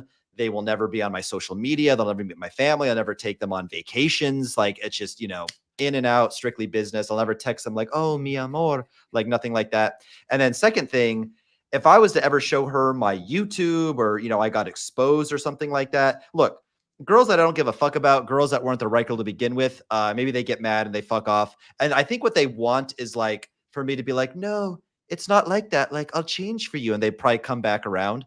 But I don't do that because honestly, I'm really looking for a wifey, and any girl that I know, like, I still date and fuck a lot of chicks, and guys get the wrong idea. Like, you have to date and fuck a lot of chicks in order to find a wifey. Like, that's how you do it. But they think like they're mutually exclusive. Like, looking for a wifey is different than dating a lot. Dating a lot is how you find a wifey. But going back to the original thing, this is another thing too, man, about like, I swear to God, if that girl was a Latina or I don't know, an Eastern European white girl, because apparently white is the only thing that counts, Hell or the yeah. thing that matters. Me and I guess Bradicus. Me and Bradicus only fuck white girls. dude, I'm just kidding. I don't know. I estimate my lay count. Who knows? I reached 100 in 2014 and I stopped counting in 2014, and I've been very active my whole life. So maybe it's about 300, 350. Who knows? But I guess my Yeah. actual lay count is like probably like 25, because if it's not white, it Oh, doesn't count, dude. I guess oh. I'm No. a I no. think it.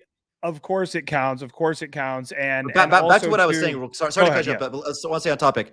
Yes. If this girl, your red pill manosphere dream girl, if she was an Eastern European, let's say Polish girl, super white as the driven snow, I don't think you would have lost her. I think she would have just been more submissive and just said, well, if this is what my man does, and this is what the life that and this is how my man makes money, and ultimately he's probably going to be providing me for me one day, then I'm going to let him do what he has to do.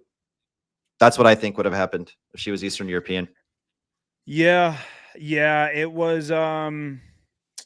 You're right. I think you're right that there are women out there that sort of would have dealt with it, and it was a little bit what had been sent to her was a little bit less public facing content. I would say less public facing things, um, and information and things like that. So yeah, you're probably right. A different girl would have just put up with it. But I also would say that a lot of the women that would quote unquote put up with it, I think a lot of them are like low key mentally ill. Mm. I don't think that these girls that are like dealing with like their guy being in like a one-way open relationship and stuff, these aren't like normal chicks. Are they hot? Sure. Whatever. But they're not like they're all like kind of weird, right? Like, do you ever and again, and now I will say though, I have not been with any of these Eastern Europeans you're talking about. I've barely ever dabbled in that world. And definitely also not any Brazilians. I've hooked up with a lot of different Spanish chicks from Colombia and Mexicans, of course. I mean, I'm here in Texas, The light but skinned ones. a lot of them are not. Yeah, yeah. A lot of them are like a girl that'll deal with that. I mean, do you find that they're like normal? I guess. Like, can you have an actual in-depth relationship with them outside of sex? Well, here's an example. Not that the girls on Fresh and Fit are by any means normal girls, but they've done this across so many shows, and I've seen it on other podcasts. Some version of this where they'll say, "Would you let your man do the one-sided red pill open relationship for him, close for you?" Oh hell no, Mm, hell no! What the fuck? If he fucking, I'm gonna be fucking, girl, and whatever. That's how they all mm. react, and then they go, "Okay, cool, fair enough." So you wouldn't do it. But what if this guy, your boyfriend in question, was Drake? Then would you do it? I mean, if it was Drake, yeah, on that thing I would. But why? Why did it for Drake? Because Drake has insane value. He's a super high status, super high value guy. Mhm. And I know that the average guy cannot be Drake, but aside from what a lot of guys who may not be super proficient or have a super strong masculine kind of dominant, I say controlling, but controlling frame with women, is that a lot of women, their boyfriend does have higher value than Drake. maybe not the day they met. If they met Drake on the same night as their boyfriend on the same night and they know both of them for 2 hours, sure, they would have chosen Drake. But the love, the relationship, the history, the chemistry, the mental connection and emotional, physical, Mm, whatever connection that they have built over 6 to 18 months or whatever it is, now that man has higher value than Drake. Like a lot of girls would not cheat on their boyfriend. And I would never tell a girl on the first or second date, yeah, down the road, this is going to be a one-sided open relationship for me. I call they're gonna clip this. I call it the heroin technique. It's like or drugs. Nobody says, yeah, I'm gonna try heroin or meth once right now and get super addicted and be homeless in 6 months, giving hand jobs on the street for money to support my heroin addiction. Everyone thinks, yeah, I'll just do it once in a while, I'll just do it on weekends, just socially, just to get me through mm. this depression, and then whatever, because my Becky left me, so I'm hitting the needle right now. And no one thinks they're going to be a heroin addict, but what happens? They all get addicted. So, I would never tell you, wait for them to get kind of addicted to you first. And I just think that Latin women know, I think maybe because Latin guys are just such fucking dogs and they all fucking cheat. And even like, for example, I was dating a girl. I showed her off in my videos. Some of my people in the chat know her. Her name is Lana. Shout out to Lana. Uh, Bilingual, bisexual Brazilian lawyer that I dated, who's a legit perfect 10. I mean, she's not even a 9. She's a 10. I'll show you pictures of her later. Um, I made out with a girl in front of her once at a party. She got super pissed. And I started explaining, well, yeah, I mean, listen, she doesn't mean anything to me. She was just some drunk slut. She grabbed me, wanted to make out with me. And I know it was stupid and disrespectful, but she means nothing to me. She's like, whoa, whoa, whoa. Like, I I know that like you don't give a fuck about her. And she didn't say these exact words, but she said in Portuguese, and from what I understood, she was saying, "I understand guys date down. Like I understand, you don't Mm. think she's prettier than me, or you don't like her more than me. I understand she was just some drunk slut. It's just the, like, bro, like you brought me to a party together." And I just said, "Yeah, you're right. Like I shouldn't have. You were my date for the night." She kind of got like sick and just like hid up in like a bedroom while she was kind of like sick. So I was like making out with girls downstairs, and she happened to walk down Oh, and catch. oh, I was being a bastard. Yeah, not my yeah. best moment, not my proudest moment. But yeah, she got over it. I apologized to her, and yeah, we were making out and having. Well, yeah, I fucked her that same night, and we stayed dating for a while afterwards. So this is just another benefit, man. I think I want to sell you on the passport bro life for this and other Oh reasons, my yeah. friend. Yeah. What do you Yeah, think? Do you it's think that some could be a thing? We talked about this a little bit. What do you think? Is that a possible in your future? yeah, it definitely is. I mean, I was just in Europe for 2 months and I went to Greece. Have you ever Those been? Greek girls were hot. I watched your infield, your day game with those Greek. They were hot. They're unbelievable. I mean, the beauty there is just unprecedented. It's something I've never seen before. And when you first get off the train there in Syntagma Square from the airport, you're looking around, you're like, "Oh my God, holy shit. So, Oh my sorry, God, sorry holy to shit." sorry to cut you off real quick. We have some guy named JT. This is so someone else joined the thing. This is not Jamaica Kawaka or whoever was talking shit. Also, there's no camera on. So I'm going to kick you because number one, you're not the guy that we invited. And number two, there's no camera on. So you're getting kicked from the studio. Okay, they did disconnect it anyway. I'm going to just remove the link because yeah, that pussy didn't join. So I'm just going to Mhm. remove that link so no other people who are not invited. I don't know how to use this thing. I think you can send it to people one-on-one, but I don't know how to use this shit. Sorry, continue about beautiful Greek girls. I didn't mean to cut you off there. Yeah, yeah. So I mean, just in general, and that's the thing too. I mean, I went to Colombia in 2019 for 1 month, and then I went for January of 2020, right before COVID. People, as somebody who's been a pickup coach for a long time, people ask me about certain things from this place where they assume that I'm going to have bad things to say about it or something. The passport bros thing being one of them. Apparently, a lot of passport bros are, and even you, I can tell you have a very negative outlook, and I do understand it to an extent on just white women or like Western American American women in women, yes. general. Yeah, yeah. Right, American women in general. So I guess the passport bros community is chock full of shit talking the idea of dating in the US in general. Um, but I'm not necessarily against guys going to other countries and living a great life. Like I like do it for sure.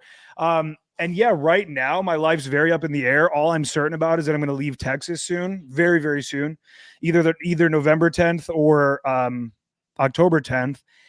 And I love Argentinians a lot. I fucking love Argentinian women.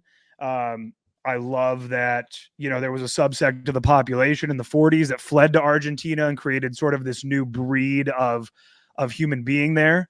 Um, so it's very possible for me that this could happen. Yeah. Yeah, they're all Italian descent. If you walk down, oh, fuck, I forget the name of this. There's like some trendy neighborhood in Buenos Aires. I forget the name of it, but it's just Italian restaurant, Italian restaurant, Italian restaurant. They're all Oh like if you went wow. to Italy and game, yeah. If you went to Italy and gamed and you went to Argentina, as far as like physicality, they'd be pretty much exactly the same. Maybe even whiter in Buenos Aires because they have a little bit of German too, but they're mostly Italian. They think that like, oh, German, the Nazis fled there. It's mostly Italian, not that much German. But yeah, Mm. you would love them. They'd be a good mixture of what we both like. I will say one thing though. I found very little foreigner advantage there. I actually found it more, and a lot of guys have said the same thing that dating there is actually just as difficult as the US, if not more difficult. You're disadvantaged as a Wow. foreigner. Okay, that's interesting. Yeah. I actually found that in Greece as well. Specifically was that they're proud to be Greek. They have visions of ending up with a Greek guy. So it's not like you're cleaning up there. Whereas I feel like in a lot of places being an American is a flex. But yeah, that's good to know. I for me, I got obsessed with Argentinians when I started noticing in Miami. I think that there was some sort of a new language school there on South Beach where you used to encounter all sorts of different types of Latinas, but then it got to a point where every bad bitch Latina you talk to, I'm from Argentina, I'm from Argentina, I'm from Argentina. And I was like, oh shit, like, okay, Argentinians are the hottest women on the planet that I've seen. So yeah, it's in the cards, but sell me on what's up with Brazil, man? What's up with Brazil? I hear good things.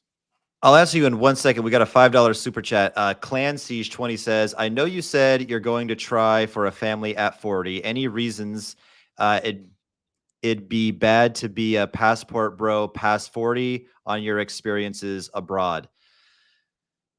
No, it wouldn't necessarily be that bad to be a passport bro beyond 40. I just have this idea, and maybe I'm wrong, but I just have this theory that your life is different chapters and happiness and stuff, and like the ultimate flex changes. Like, look, dude, when you're 19, when you're 20, the ultimate flex is not having a family and a wife and kids. When you're 19, it's, I don't know, private jets, clubbing, bottle service, threesomes. Up, condom fell off. YOLO. Is she pregnant? Dunno. Plan B. Like, but bro, if you're doing that in your 40s and 50s, that's not a good look anymore, right? And I just think for me personally that I would be unhappy. My worst fear is to die like an alone, bitter old man. I think that the true happiness and love, I think the ultimate flex is a loving wife and kids, and your wife, you marry a wife that's, much younger than you. She stays hot and smoking for a really long time. She's totally submissive to you, and you just kind of lead this clan. I think as you get older too, you notice that friends, nothing against, friends or people or, human beings, in general, but they can be very transient. Friends come and go. I come and go. I've switched cities and I'm traveling around. So shame on me. But, friends that say, oh, I'm going to move there to Brazil with you and travel with you, end up flaking. You're constantly making, new friend circles, people leave, but family's forever. And I think that's the ultimate flex. And I think if I was in my 40s, at least for me, not every guy, I would be a little bit of a failure. But the other end of that is in a lot of these places, especially Asia, Philippines, but even a lot of places in Latin America, like Brazil, which I'll address your question right after this, Aaron, about Brazil. That's not per se a big disadvantage in dating. The guy who could, yeah, shout out to Nick. We can say his first name. We're not showing his I don't think he would mind anyway, but Nick is the first name of the guy that introduced us. He's dating an 18-year-old in Manaus in Brazil, a random city in the Amazon rainforest. I met her. She's a nurse. We all went out to dinner, the three of us. And she kind of knew about my red pill Instagram and YouTube, and That was an interesting conversation. But yes, he's 44, right? How old is Nick? Around that, yeah, And yeah. he has no And problem pulling an she's 18-year-old. she's a fucking smoke show. And he posted some simpy little photos with them too the other day, and I commented just simp in all capital letters. Who loves girls? Fucking simps. Yeah, Loving girls, feeling it was emotions with women. the gayest shit Gay. I ever saw. Him kissing So this girl. I was gay. like, what the fuck? Dude, he fucked a girl that's so gay, dude. Mm. Yeah, All right, so Brazil. I'm proud of him. Yeah, go ahead. Real quick, let's get to some chats real quick. But yeah, Brazil is the topic right after we get to some chats. It's a good segue because I have a lot to say on Brazil. His day game channel is gold. Yeah, that's obviously to you, Day Game Decoded, formerly Thank you, Jay Coop. Evolution Daily, but Evolution has evolved into Day Game. Nick, Yes. if you want to join the chat later on and talk about Palermo, yeah, that is the name of the hair, but and it's way easier. Sure, listen. Palermo. Almost everything is, yeah, that's, take note of that. But like if you just Google like TripAdvisor, anybody will tell you go to Palermo, but you can make a mental note of that too. But and that is the one I was thinking about. You can join the chat if you want at the end. We'll probably chat for another like 30 minutes. And if you, do you have a time constraint, Aaron, or? I'm good to go forever. Okay, cool. So yeah, if you want to join and talk about your you can sell Aaron on Buenos Aires as if he needs any more selling on it. But yeah, everything is easier than the US. I'm obviously exaggerating. Anything is going to be easier than America, UK. Maybe not, I don't know, maybe not Afghanistan, but most places. I want to give can I give my stance on this real quick too? Yeah, absolutely. Like just, go for it. This sort of like okay, so I wanted to say this a little bit ago is that people will talk to me and like, oh, what do you think about the passport bros movement and whatever? And they say that, oh, they're coping. Similar to what you just said, right? Where a guy will say to you, oh, you couldn't get that girl there. And you're like, well, yeah, I know. I couldn't get her in the US. That's why I'm here now, right? So you're admitting that it's not a cope, it's a compensation, which we all compensate, right? Ultimately, game in and of itself is a compensation for not being a male model that women just walk up to and want to fuck. Ultimately, much of what we do is a compensation for some sort of a lack. And so my stance, when people come to me like, don't you think it's cope? Don't you think it's whatever? I'm like, no, I genuinely don't. I love it down there. I have friends that are super happy down there. I have a buddy who's actually really good friends with, I don't want to put too much out there. He's business partners with Nick, our buddy Aaron. He fucking lives down there now. He struggled in the US. He's a shorter guy and, wasn't cleaning up in the US and whatever. Doesn't have the best game ever. Sorry, Aaron, if this is offending you. Your game wasn't the best ever. And he's got a beautiful girlfriend down there now. So I think absolutely, if that's something that you want to do, then you should do it. For me and for the guys that I'm going to coach, very interestingly, I did a one-on-one boot camp in Colombia, actually, with a guy with Colombian chicks. But I think you should go live wherever you want. I think you should live any life that you want, whether it's get married or stay single forever. You should do whatever you want. And for me, I guess just most of my clients are going to come from an extremely large majority of men that are not planning to leave the US, essentially. That for whatever reason, whether it's family, friends, career path, whatever it is, they're not going to leave. They'll go visit, they'll go have little vacations. But yeah, so that's my stance on it. I want to say that to all the passport bro audience out there. I don't hate you guys. I think it's dope, and maybe you can learn something from my videos for day gaming. Wherever you're at down there. Yeah, just because he focuses on day game in America doesn't mean he hates online game or passport bros. And all right, let's talk about Brazil because I put that off for a second. There's no more super amazing questions, guys. If you want your questions answered, do a super chat. Can I? What's the best way for me to see the chat? Am I getting hated on? I want to address any hate if I'm getting any, and then maybe. No, you're not. Do you on StreamYard? Do you see where it says comments? There should be something in the top right corner that says comments. Oh, I've had it on private chat. Oh, this is cool. Okay, I've never. used these are the live people. Yeah.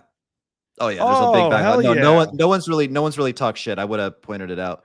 Damn. Okay. Cool. Yeah. You can see. Oh, Brad is just off the rails in here. So, okay, Brazil. So there's something I wanted to say. Well, whatever. I like Brazil. I have a few issues with it. We'll talk about the good first. I think Brazilian women have the perfect balance between femininity and also being intelligent, problem-solving human beings that have careers, and you can Mm. actually have an intelligent conversation. They've read a few books in their life, etc., which was the big issue with Colombia. When I was dating in Colombia, specifically Medellin, Bogota is a different story. It's funny how even two different cities in the same country can be wildly different. But anyway, when I was in Medellin, I was comparing, America to Medellin. I gotta say, I've been to Asia a little bit, but as far as like living and like truly like learning the language and really connecting with people, my dating experience was America or Medellin, Colombia. And I thought, okay, cool. Women are either like book smart. I wouldn't say American women are smart, but like college educated women, I wouldn't call her smart, but she's at least book smart to a degree. They're dumbed down by wokeness and feminism, but they're at least smart. You know what I mean? Book smart.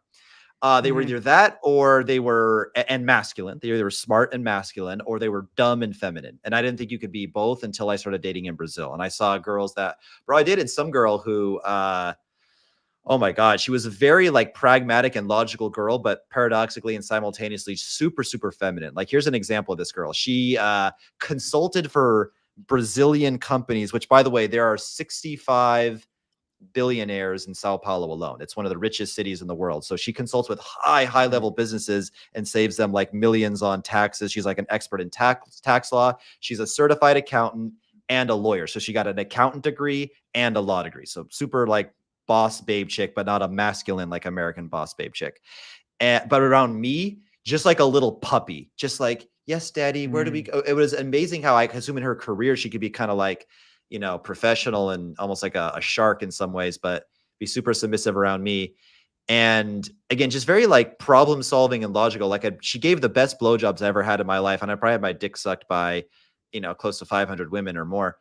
And I was like, how did you get so good at sucking dick? She's like, well, around like, 14, 15, when I first started becoming active, I just watched a lot of porn and I used to just like watch how women would do it. And I tried to copy like how they did it in the porno movies so I could do it like that. And I'm like, oh, well, you've succeeded.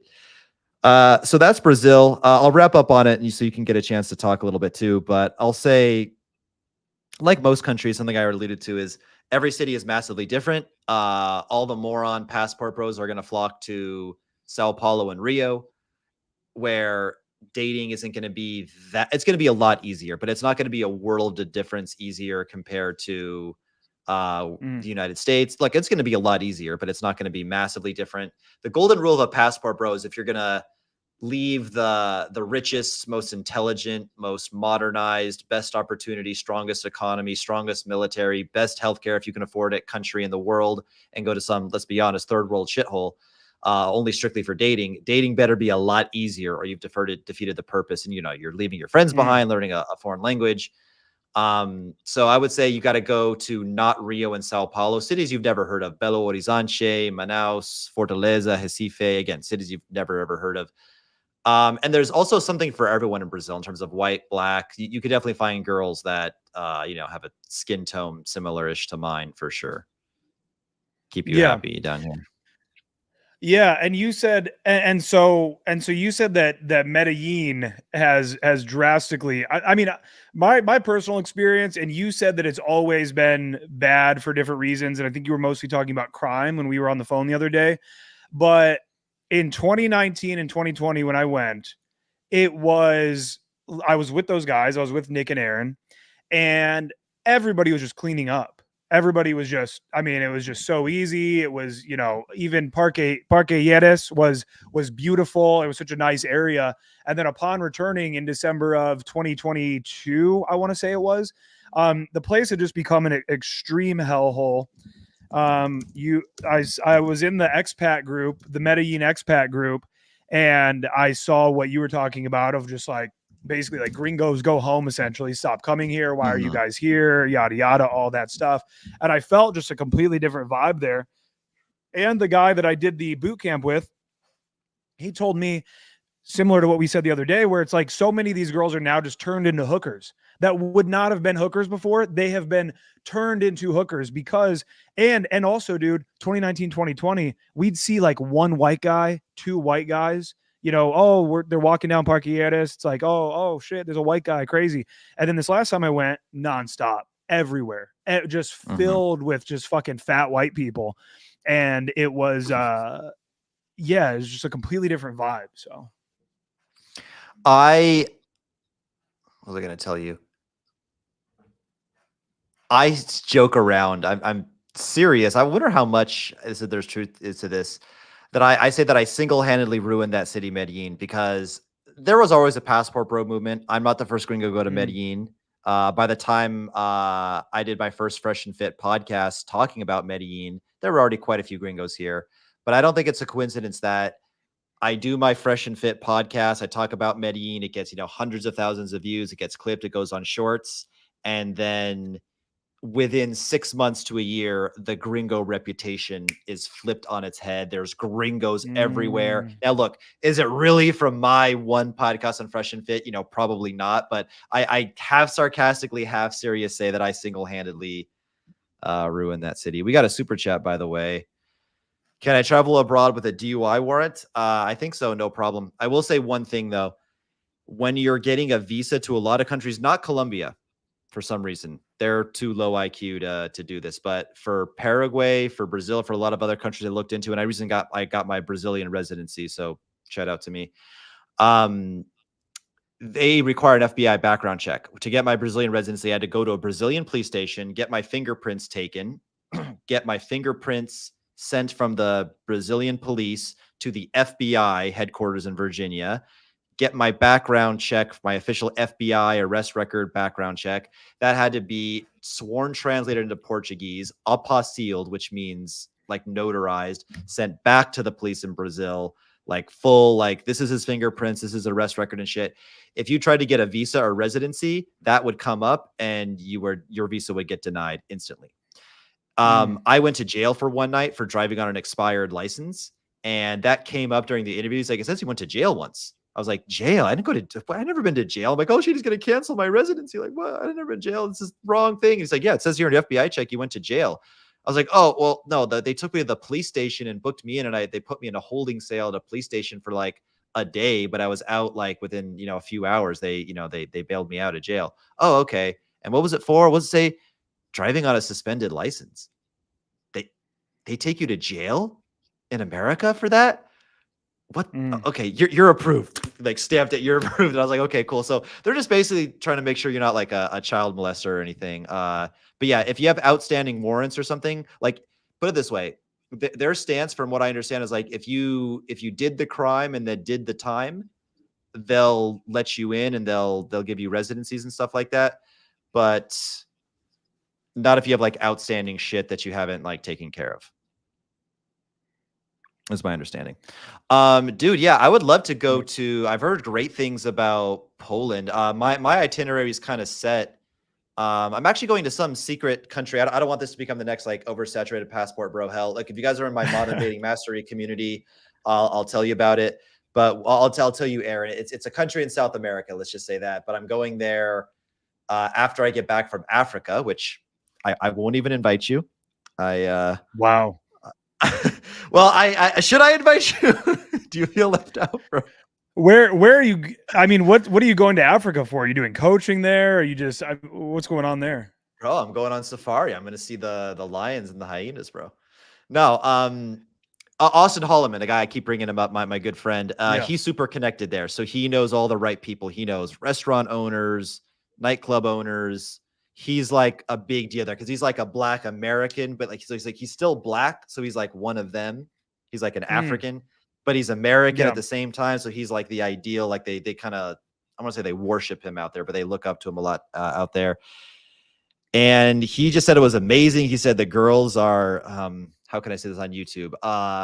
Extremely receptive. Let's just say that Okay. they're Yeah. very open to the idea of dating foreign men. Let's just say. So due to the high receptivity, he said they're pretty aggressive too. Like they pursue you and stuff like that. I don't know. And yeah, I dabble in the dark for sure. I got no problem dabbling in the dark. And he invited me. He said he's going there for like up to like 4 months, I think. I'm just going to be there for 1 month. But Wow. yeah, I think I don't see how being a white boy in Africa, it's Kenya, Nairobi, Kenya, by the way. I don't see how being a white boy who knows game is starting to get a little bit of money and success now. I don't see how that could be a bad thing. So I'm pretty excited. I wanted to when I was in Greece, it hit me that I just had never even thought of it. I looked at the map and I realized how close I was to Egypt, and I was gonna go. I was like, dude, this is crazy. I never even had intentions of going to Greece. I was gonna head east, but I went way too early in the year, so it was still freezing out east.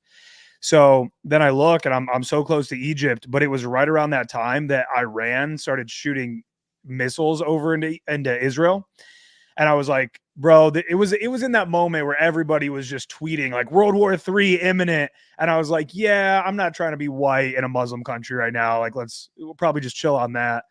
But no, that sounds sick. When you start this family, I like a lot of what you said about the family. I agree with that big time. I think you'll have a lot of guys where they think they know everything. They're in their early 20s, mid 20s, even up into 30, right? I ain't ever getting married. I ain't never having kids, this and that, whatever. But I agree with everything you said. Is your intention, let's just say that you get to kind of play it out exactly as you want it to, right? Would it be with a Brazilian woman and you guys are living in Brazil forever? Or do you ever intend to live in the US again? Or what's your deal with that? Yeah, you're bringing up all my anxieties because I'm terrified, and the answer is I don't know. I'm so confused, bro. So here's the thing: I didn't talk about the negatives. I talked about some of the positives. You know, the Brazilian women, they're very feminine, they're highly sexual, they're also intelligent. They have a good combination of highly intelligent, they can be very logical like guys, but they're also super super feminine and beautiful and submissive to the right Mm, guy and stuff like that. Tattoos, man, 90%. It depends on the city. I'd say Fortaleza, where I'm here now, maybe it's only 70%. Manaus, which is the one with the highest, let's say, receptivity to foreigners, to especially white foreigners, but all foreigners. Bro, Manaus was like 99%. I mean, it was just if you were if you were just a person in Manaus, but like 99% have, bumper stickers all over them. I don't think I can do that. My Spanish is fucking sick. I wouldn't say it's like fluent, but it's damn near fluent. It's extremely good, put it that way. Like I can converse with people. There's no problem. I just think if I was like eavesdropping on two Cubans and I was like spying on them, working for the CIA, I had to like write down their conversation, and I couldn't be like, guys, slow down. What does that word mean? Can you say like? mhm. I don't think I could like translate two Cubans as I was like spying on them. Repites, por favor. Yeah, Repites, por favor. yeah. Repítalo, por favor. Bueno, mi español está muy bien. La verdad está muy bien, pero bueno. But Damn, my bro, you're good. Holy no, my shit. That's good. 7 years, bro. 7 years, bro. It ought to be good. I'd be a fucking idiot if I wasn't good. Portuguese Damn. is another thing. I talked about this in a video. See if can you even tell that I'm saying something different? Check this out. Avô, avô, avô, avô, avô, avô. Am I saying the same thing or am I saying two different things? To me, it sounds similar. Yeah. Avô, avô, avô, avô. One means grandpa, one means grandpa. But that's just an example. There's I talked about this on my channel too. Pau pão, pau pão, pau pão. One means dick, one means bread.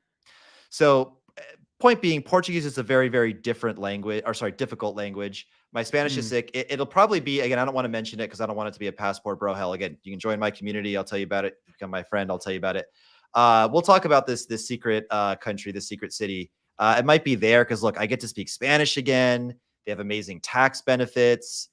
But okay, I'll shut up in a I know second. what Let it you is. I respond. know what it is now Yeah. based on the Okay. tax benefits thing. Please, Yeah. please don't say it. But yeah, it's. Okay.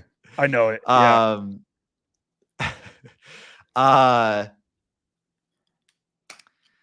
What was I gonna say? Oh, at the end of the day, bro, it does get difficult living outside of the US just for terrible hospitality. I hate to say it, but very, very dealing with very, very low IQ people. Um, Mm. you can go at a restaurant here in Brazil, they're gonna screw up your order probably uh I don't know, bro, 60-70% of the time that you eat out, your order is going to be screwed up in some way. Terrible service with everything. People bumping into you, zero respect or sense of personal space. Just people standing like Mm. centimeters away from your face. And you're like, dude, back the fuck. Like, what are you doing? Like, how is this normal here? Uh, Crime, danger. And they just have, I don't know, it's just a different culture. Like, I just don't know if I want my kids to grow up like Brazilian or anything other Mm. than like American, you know? good old white American maggot. No, I'm kidding, but you know what I mean? Like, Yeah. No, I have a quick red pill question for you as well. What's with this tattoo thing? Well, what's your deal with okay, that? Do you truly are you truly like, oh, this is just unattractive, I don't want this? Or is it just like you've heard so many people say it, and so now you're like, oh yeah, definitely, like they're mentally ill if they have tattoos because Rollo Tomasi made a clip about it. no, it's total. I've always hated tattoos, bro. It's you're taking a needle and intentionally scarring your skin with ink of some stupid like ribbons on your hamstrings or a butter. It's always a butterfly, at Those least in are South America. trash. Those are trash. Some yeah, But those it's are the worst. Yeah. and it's always like it's in like intimate areas. One of the first times I had sex, I lost my erection because the girl had a portrait of her grandmother. Like it had the years. It was like 1924 to 2004 or something. It had like her like and like a face of her. I'm like fucking her. I'm hitting it from the back doggy style. I'm like looking. I'm like, grandma. Oh shit, like dead grandma. I'm like, sorry, grandma. I'm about to nut on your granddaughter's back, grandma. I'm sorry. Like, and then I just lost my erection. But here's the thing, bro. What's a tiger? Do you think? Would you agree that a tiger is a beautiful, majestic animal? You just look at a tiger, and like, damn, Yes. like that's a gorgeous animal, or a Mhm. parrot, or something like that. Have you ever looked at a tiger and said, "Damn, that is just such an amazing creation of God or evolution or whatever you believe in. He's so amazingly beautiful, that tiger." But you know what?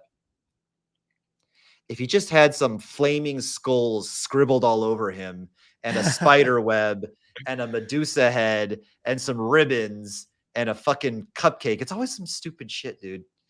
Um, Yeah. then the Yeah. tiger would look a lot. I don't know. I always looked at a tiger and I just said, yeah, he's perfect the way he is. And I've always looked at a naked woman's body and said she's perfect the way she is. But I guess you go for the tattoos. You like them?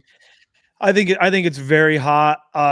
Yeah, I think that so it's gonna depend on the types of tattoos. So, like you said, those ribbons, that's it's so funny to hear you say that, man. Cause like I remember when those were new. And I'm talking when I was like 19, before game. I remember seeing that on the internet and thinking it was hot at the time. And then over time, it was like you'd see more and more, and you're like, what the fuck is that? And it became worse than the tramp stamp. It became worse than the actual tramp stamp. I think some tattoos on women and I think the types of tattoos a girl gets are gonna they're very indicative of the type of person that she is. And I think some of them are just beautiful works of art. I think that just I love when girls get like little minimalistic sort of tattoos. Sometimes even like on their fingers, but they don't have like anything else. I find tattoos very, very hot. But it does depend. They have to be good.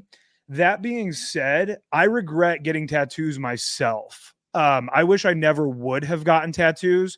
It was an Adderall decision. I yeah, I just wish I wouldn't have gotten tattoos. But that it's just something you have to overcome once you get them because you're fucked. Yeah. I'm just not a So you, tattoo guy. If you guys are if you're watching this right now, or Casey, you talking to me like just who I am, you don't think I've got tattoos. I'm not a yeah, tattooed yeah. guy. I was on a lot of Adderall at the time. I made a lot of huge life decisions at that time. Two of them, my fucking arms being, permanent life decisions. I think they're fine. I think they're fine. I think women like my tattoos. I just personally wish I wouldn't have gotten them. So I do recommend if you don't have tattoos, do not get them. And one other thing I really wanted to say, I think this is super important for all you guys that are watching this and you're like, oh, should I do password bro shit? Should I not? Whatever. Bro, like I said at the beginning of this, I'm not a self-development dork. I believe that if you spend age 18 to 25 fucking raging and doing Molly and getting wasted and smoking cigarettes, I think you're going to learn a lot more than going to fucking Tony Robbins events. So what I would say is if you're a younger guy and you're even slightly on the fence, fucking go travel the world, bro. Like you're going to knock a bitch up. You're going to decide to have a family. Whatever you think now, it's going to change. You will end up in a life where you cannot go travel around and hop around. But right now, you can go live in Brazil. You can go live in Poland. You can go live in all these places with even the shittiest online job imaginable. And these places are so cheap if you go to the right spots that you can go see the world. So I am somebody. I have horrific ADHD. I am severely addicted to dopamine, and I've lived an absolutely insane life, a life that most people could only ever fucking dream of living, even a portion of. And I still am like, when I was 21, why the fuck was I bothering with Ohio State? I should have fucking darted quick. I should have been gone doing crazy shit. So to all of you, I just want to say real quick that like your biggest regret will be living that you look at your 20s and you lived a boring ass life. Like you will look back on that when you can't do these exciting things. And who knows what it'll cause, man. It might cause you to be 50, you get some money under your belt, and now you leave your poor wife and kids for some little hot thing that you find on the internet on Seeking Arrangements or something. And, just get it out of your system now. Yeah, And for like both of Casey us, the said, whole fuck a bunch of hoes to eventually to learn women, to get your degree in hose 101. yeah, You got to smash a bunch, then you're going to meet your wifey. pimpery. It's the ancient art of pimpery. Yeah, what was I going to say? Well, both of us, yeah, if they could write, the whole thing, if anybody wrote a book, if somebody wrote a book about your life, would anybody want to read it? Bro, a lot of my audience knows this. I won't tell the whole story. I was the most famous man in Colombia for like a week. I was all over the news. I was the talk of the town. I've been kidnapped before. I sold drugs on the dark web before. I've been chased by police before and gotten away. Like, dude, I've led a very interesting life. Maybe I'll do some future videos on these. What was it I wanted to ask you? You were talking about, what was the other thing? Oh, about American women thing. Mm-hmm. It's a I don't know. There's two main points to it, right? Again, the main one, the obvious one that everybody knows that I've addressed before that we talked about is, could I get these, same 8.5s and 9s that I'm getting in Brazil and all of Latin America with frequency and ease that I'm getting here in America? Absolutely not. I couldn't. Now, here's another thing too. Even if I could, I don't want them in America. I can't remember who I was talking to about this, but so if I said this to you, whatever, maybe I'm repeating myself, but I was with Walter, Fresh Print CEO, my roommate, half of the Fresh and Fit podcast, and he had some girl over in the living room, and I heard them. They were like farting around the living room or doing whatever, and I was in my room, and then all of a sudden I just like walk out of my room, and she, I guess, wasn't expecting like another man to be there. She just thought she was coming over to see Walter, and then, oh, like another man has just like walked out living room, and I kind of startled her, and she was like, oh, hey, dude, what's up, bro? And I was like, hi, nice to meet you. And then in my head, I'm like, did you just call me dude and bro in the same sentence? And like that was her just saying natural thing. And I say this, I was saying this to Chad, Defund Simping. If you want to connect with this guy, I'm sure I could connect you to. He has like 500,000 on TikTok. He's one of the biggest, like 13K on YouTube, and he's, like I said, massive on TikTok. His name is Chad, but we always joke his name should be Tyrone because he's a good looking black guy. He's in LA too. Hell yeah. But I was telling him this, that with all due respect, and you've traveled a bit, you may at least know some of this, but I said, with all due respect to him, and maybe you as well, you guys know a lot about women, you know about female psychology, you have sick game, you fuck a lot of bitches, but I don't think you guys know or have experienced true femininity. Straight up. I think you guys have a masculine frame. I think when you go out, you're in the leader position and the girl's following you. And I think you know some sense of that, but I don't think that again, just because a girl follows your lead and she's somewhat submissive to you, but I think they're always going to be a bit more rebellious. I think American women are, for the most part, with very few exceptions, brainwashed to have to carry a generalized hatred of men in their hearts. All mainstream media and movies shows women in America kicking the guy's ass, whether it's Star Wars, whether it's the Marvel movies. True, yeah. They're always, wiser and more level-headed and stronger and tougher than the men. And I think, yeah, again, like I said, I want to hear a response, but just to kind of repeat myself one last time, I think you guys are the leaders with the women. I think they submit to you more or less. I think they follow your lead, but I don't think you guys know true femininity until you start dating heavily in Latin America, Eastern Europe, Asia, etc. Yeah, I would say to that, I think if we're going to go by the percentage of women, so let's say that let's say I told you, okay, I'm going to go on the hunt for that now. And I'm going to do that here in the US. I'm going to try to find this feminine unicorn that you say is very difficult to find. I do believe it is going to be significantly harder to find her here in the US. I absolutely do. And not only that, but also I've given my life to the game, right? I have spent more time in field than anybody really wants to spend. I mean, truly. Again, even with the looks maxing stuff. I mean, I wish I could like post a photo in the chat or something. I've got amazing photos of just my past life. I look at these pictures, I can You almost can like, present. You can click the present button and share your screen if you want, if you have them pulled up on your computer. oh, interesting. Huh. Ooh, what would I not want to pop up here though? Could I drop a picture? Can I drop a picture in a chat or something? Uh, Damn, that would be fucking invite, lit. settings, present. I don't know if you can. You can What also if I just I just downloaded these. Could I send you like a real fat fuck picture of myself? yeah, if you send it on WhatsApp, I can share just that photo. Oh yeah, let's do Like it. I'll have to share my screen, but because I don't know how to like just put a photo. There may be a way. Again, I'm new to all this shit, bro.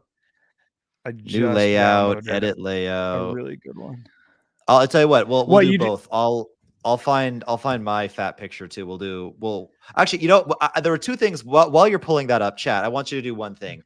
Uh, put a 1 in the chat if you prefer Latinas, and put a 2 in the chat if you prefer white girls. 1 Latinas, Yeah. 2 white girls. Let's get some 1s and 2s in the chat. We'll see who wins. But I was gonna say this Okay, and too. I then forgot. after that, okay, so this is me and Casey doing a white versus Latina, and then I want to do a fat off as well. Who do you think was Yeah, I like was gonna say fatter and that. more disgusting? Who Okay. who wore it better for the fat?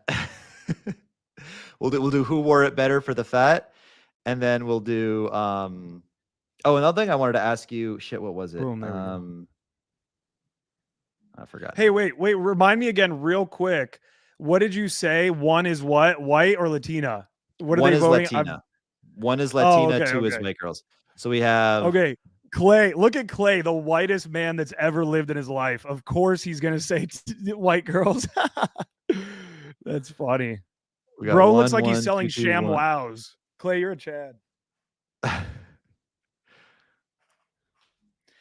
No, We're and about dude, 50-50. I think yeah, we're right about 50-50, bro. It's hard to say. I will say too, bro. Again, even just out of respect for this girl, I don't want to say too much about her. She was a sweet angel. I loved her to death. Even if I'm giving no personal information, she would be upset. But that girl that I said recently, I had that big falling out with. She was Latina. She was a little bit Latina. Okay, Oh so shit, dude. I like them. I love them. Don't get me wrong. Here, let me say this. I want to say this. This is very important. Okay. Here's where I think this is actually what makes me, I don't want to say upset, but I want to call out a little bit of the South America shit. Okay. What I see a lot online is I see a lot of this is where I think the whole thing, there's a problem. When I see a white guy posting online and his clientele are going to be whoever, a white guy in LA going and gaming or Columbus, Ohio or New York or whatever. And when I see a guy, so for you, I feel like you're very much so, even everything you just said a minute ago of like, of course I can't get them there. That's why I'm getting them here. Duh. Like I'm not dumb. That's why I moved here. But these guys flex girls. I've been to fucking Colombia. I know the way that a grocery store lights up when they even just see you. I know the way that a bad bitch cashier girl is looking at you. I went to Bejo, you know, Bejo up Oh in yeah. north of North. Medellin. I went to fucking Bejo and I had girls over in the real poor part over, I forget what the name of the church is called. I had girls like fucking coming up to me little like a cartoon, bro, like a huddle of young girls giggling and talking about me, and then a girl coming up and saying something about my fucking ojos azul. Like it's so my problem is when a guy is flexing some girl from down there and it's a WhatsApp text conversation. He's like, look at the frame control and all this stuff.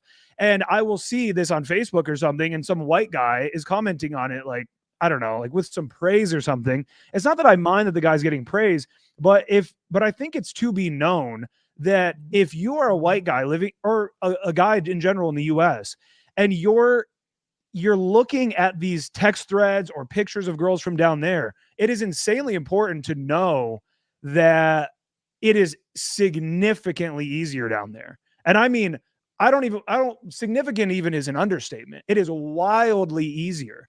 Again, that's not to discredit anybody's life choices and getting those girls, of course, but I feel as though these guys are doing that from a place of like, look at me, I'm a pimp.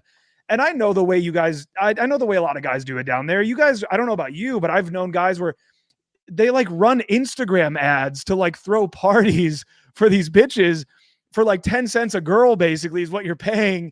And I don't know. To me, I think that there is an intent to deceive from a lot of these guys. I do believe that. And I think that that needs to be something that is known throughout this community. Yeah, absolutely. And I don't know what else I could add on that that wouldn't be obvious. So I'll make it concise. I've said it a million times. Could I get a solid 7.5 and 8 in the US with a lot of work and a lot of time and a lot of banging at my head against the wall? I could get one here and there, but yeah, like nothing like with the ease and I could do down here.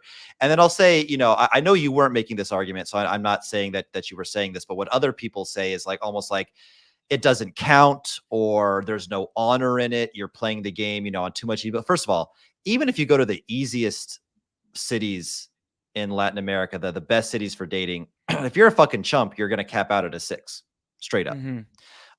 Fat schlubs with no game, old, ugly, whatever, don't just get the 9s. Here's the thing. Once you start getting to girls that are true 8s and 8.5s, I'll put an asterisk to this because it's a complicated, long answer. So whatever, sue me. But once you get into the 8.5 range, it almost doesn't matter where you are. The girls are going to be tough. There's going to be a certain degree of difficulty. I mean, obviously, the 8.5 in New York City is a lot more difficult than the 8.5 in Manaus. But all I'm trying to say is like, so there is one thing to be said about, the haters that I get in my comments. You're not a passport bro. If you become a passport bro, you will get these comments. Never mind that you had 7 years of infield in the United States. That just won't exist anymore. It won't count. That won't. It won't count. Yeah. That won't count. Cope. Yeah, he had to move yeah. to South America. Yeah, but I think I forgot. I lost my train of thought. But yeah, I think I was saying that. Yeah, to get the baddest bitches, you always have to have game, a strong masculine frame, know what you're doing, carry yourself well. Yeah. So these guys, these guys think that like, if I bought a ticket to Latin America, I'd be getting the bro. No, you wouldn't. Shut the fuck up. No, you wouldn't. You would go from like a virgin incel to fucking 3s and 4s and maybe the odd 5, maybe, but you wouldn't be dating the baddies. Now, I was interested to hear. So I agree with what you're saying, big time. I did know some guys, even in that 2019, 2020 time period, that were down there not cleaning up. They weren't cleaning up. Yep. I was interested to hear that you've been down there since like 2017. Would you say, this is a theory of mine amongst some people that I have in my mastermind that I've talked about with them.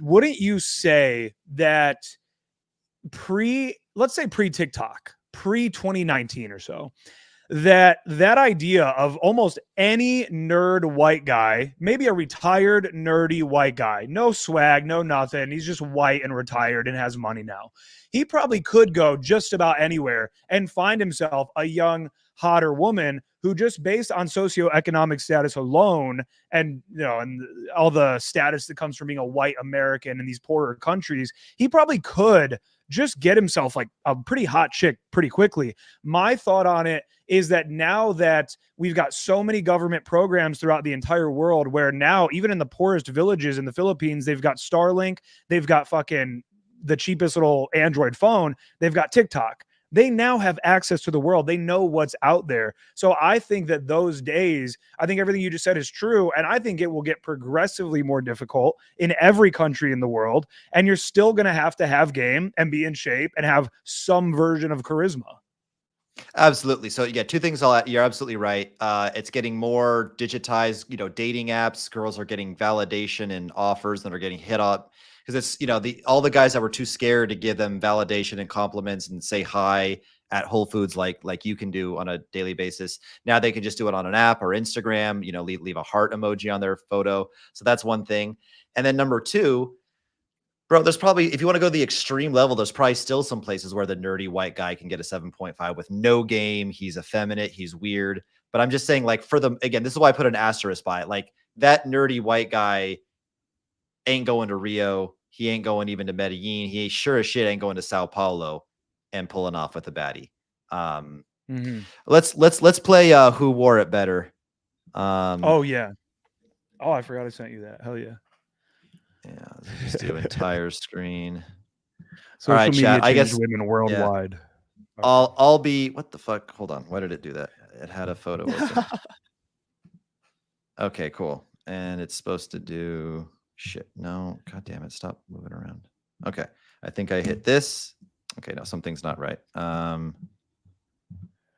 there we go. I'm trying to put them side by side. My computer's not cooperating right now. Yeah, my computer's not cooperating. Okay, cool. So there's me, and here's somebody Photoshop my face onto Casey's jacked body. Yeah. Photoshop my fat face right there onto his body. Somebody Photoshop that. We'll send you $5. Yeah, so mine's taken as a before and after. So yeah, ignore the ripped Casey, and let's just do this. Who wore it better? I'll be one. So 1, 2, 1, 2. To be honest, we looked pretty similar, bro. Yeah, we looked pretty similar, bro. That's funny. I'll leave it up for a second. Yeah, that's who's winning because I can't see. I'll lean into the camera. This is my before and after right here. Wait, let me pretend to be holding. But what's the chat saying so far?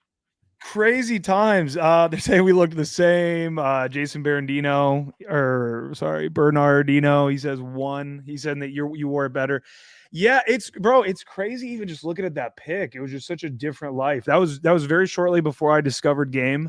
And I don't know if you would agree with this, but I think that there's no, in life when you're trying to be successful, there's levers that can be pulled. There's large levers and there's small ones.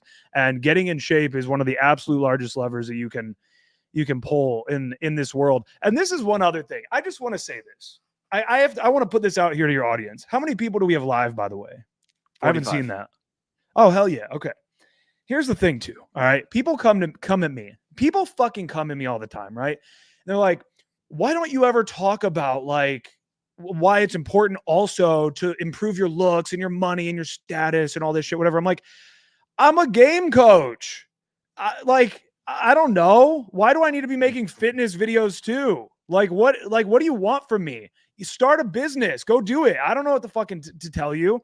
Guys act like I'm preaching somewhere, which I'm not ever, that like game is the end all be all to your shit. And like, that's all you should focus on. Guys will comment. Like, I personally think it's more important to focus on what I'm like. Yeah, me too. I fucking looks max. I got gyno surgery. I have no fucking acne. I have beautiful skin. I've lost a shit ton of weight. Like, it's insane. Like, it just makes no sense. It's like commenting on the fitness. It's like going to Kino Body's fucking channel and being like, why don't you ever talk about why it's important to also have a business? It's like, he's teaching fitness. What the fuck? Yeah. So that one pisses me off too. Because I'm not so one-dimensional or something. Like, of course. Like, what? You guys are crazy. Maybe you should address it. I mean, it wouldn't hurt to state that, it never hurts to state the obvious. But to credit you as well, I mean, it should be obvious. It's all like an equation, right? Like, you can think of it like points. Do you know what I mean? So let's just say your game is terrible, but you literally look like Brad Pitt from Fight Club. Let's say arbitrary number. You need 10 points to like be the sex-worthy guy with a girl. If your looks is Brad Pitt from Fight Club, you can literally be a 0 in every other stat. You could be homeless and stuttering and terrible personality. And yeah, it's just weird that guys don't understand that, like, okay, she's taking into consideration your charisma, your height, your looks, your confidence, your financial status, and you got to max out all those. And this is why every rapper in the history of time, basically, their first name is Lil Wayne, Lil Uzi Vert, Too Short. It's not Lil, but there's a rapper from Northern California, Too Short. Lil Wayne. Did I say little? I should have said.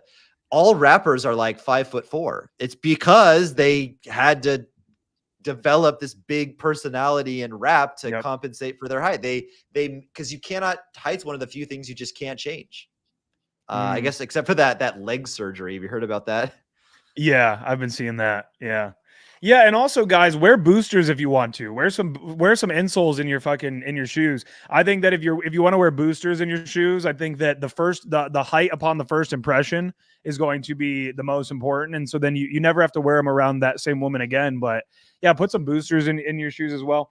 I actually wrote that down. It never hurts to state the obvious. It's a good reminder as far as even just content creation. And sometimes I think as a content creator over the years, almost a flaw of mine is that I almost assume that everybody has always consumed every piece of content. So, like, I have 130 episodes of my podcast. And I just assume everyone knows everything about me and my message because they've all listened to it, but they haven't. Of course, fucking not. So, yeah, maybe it would be good to even just state some of these things in some more content once I nuke my dying channel. I think that would be good. Yeah, plus, bro, I mean, won't get too off topic about this because it may not be relevant to the audience, but I have a video. The title of the video is the average IQ in Colombia is 83 according to Wikipedia. Why I left. Oh, you made that Is, video? yeah, I made that video. Yeah. Oh, hell yeah. I don't know. It won't really show. I don't know if you guys can like see this too much. Can you see at the end here at the tip how it's going like pretty much straight vertical? It's like Uh-huh. steady growth, steady, then goes whoop. It kind of like hockey sticks. For whatever reason, 17 days into the video, it's just taking off. And you never know. Like I think I don't know if you saw this, but we talked about it, I forget. But I did a 30-day challenge. I published a video every single day for 30 days. And you never know which ones, because maybe the algorithm liked it for arbitrary reasons, or it's actually a good video, or it's actually a good topic. You don't really know. You have an idea sometimes, but you don't really know. That's why it's kind of addicting. I get a dopamine hit from like, wake up, check the views, wake up, check the views. But in every video, I make sure to kind of restate some of the obvious, because if I have a video, you never know which video it's going to be, bro. So that video's got like what, 32K views and counting, and it's got me 507 subscribers. So Wow. 507 Amazing. subscribers. Yeah, for guys who don't make content, that's a shitload of YouTube, like long form YouTube subscribers from one video. One fucking, like some people gain that in a whole month, 500, like across the whole channel. They just got one video. So I always remind people, I'm a dating coach. If you want my free courses, check this out. At the end of the video, I put a title screen, I guess, or an end screen where they can click to get one of my free trainings. Yeah, because heaven forbid, like the one video that takes off is the video you forgot to mention that you sell shit. Also, I wanted to show you Right. this. Yep. Speaking on the shoes thing. This is like the online version of of the shoes trickery, but in a digital format. Let me know what you think of these. I'll show a more hilarious one with me as we get into it. That one's Yeah, this is, a couple of them are a little too overdone, right? That one's yeah, you think way so? too overdone. Well, I think like, did you use How about FaceApp on this? that Is guy? this, yeah, this is Photoshop and FaceApp. What do you think, this is overdone or not? No, I don't think so. Yeah. I don't think this is overdone. I mean, what did you? Yeah, this one it's even okay. You gave yourself bigger traps. Like the No, bicep, that the one's biceps about, yeah, I mean my arm's about an uh, inch and a half bigger. The abs are a little more defined. Chest is a little more defined. The bald little spots on the darker hair are filled shadow in. under the jaw. Under the jaw gives it a It's stronger just jawline it's a little color bit. graded. It's literally just color graded. Yeah. So it's color Right. graded here. It's not color graded. It's just like whatever the phone did. So yeah, here I color graded it. Abs, You, slightly bigger you arm. filled in the healing. You filled in the healing parts of Yes. the hair transplant. Of the God, Hell I yeah. hope it fills in, man. It's been the longest 9 months of my life. I just don't see, like, because they say it takes a full year. I just don't see in like, Mm. well, yeah, 3 more months. It's all just gonna. I got to do it again. Oh my God, what a nightmare. But anyway, That's a great one. That's a great one. The one right this above one, it. Yeah, they're both pretty good, but that one also subtle, but a big difference there. Yeah. yeah, because I don't know if you knew this about me. I'm more of a online guy. I do so. Yeah.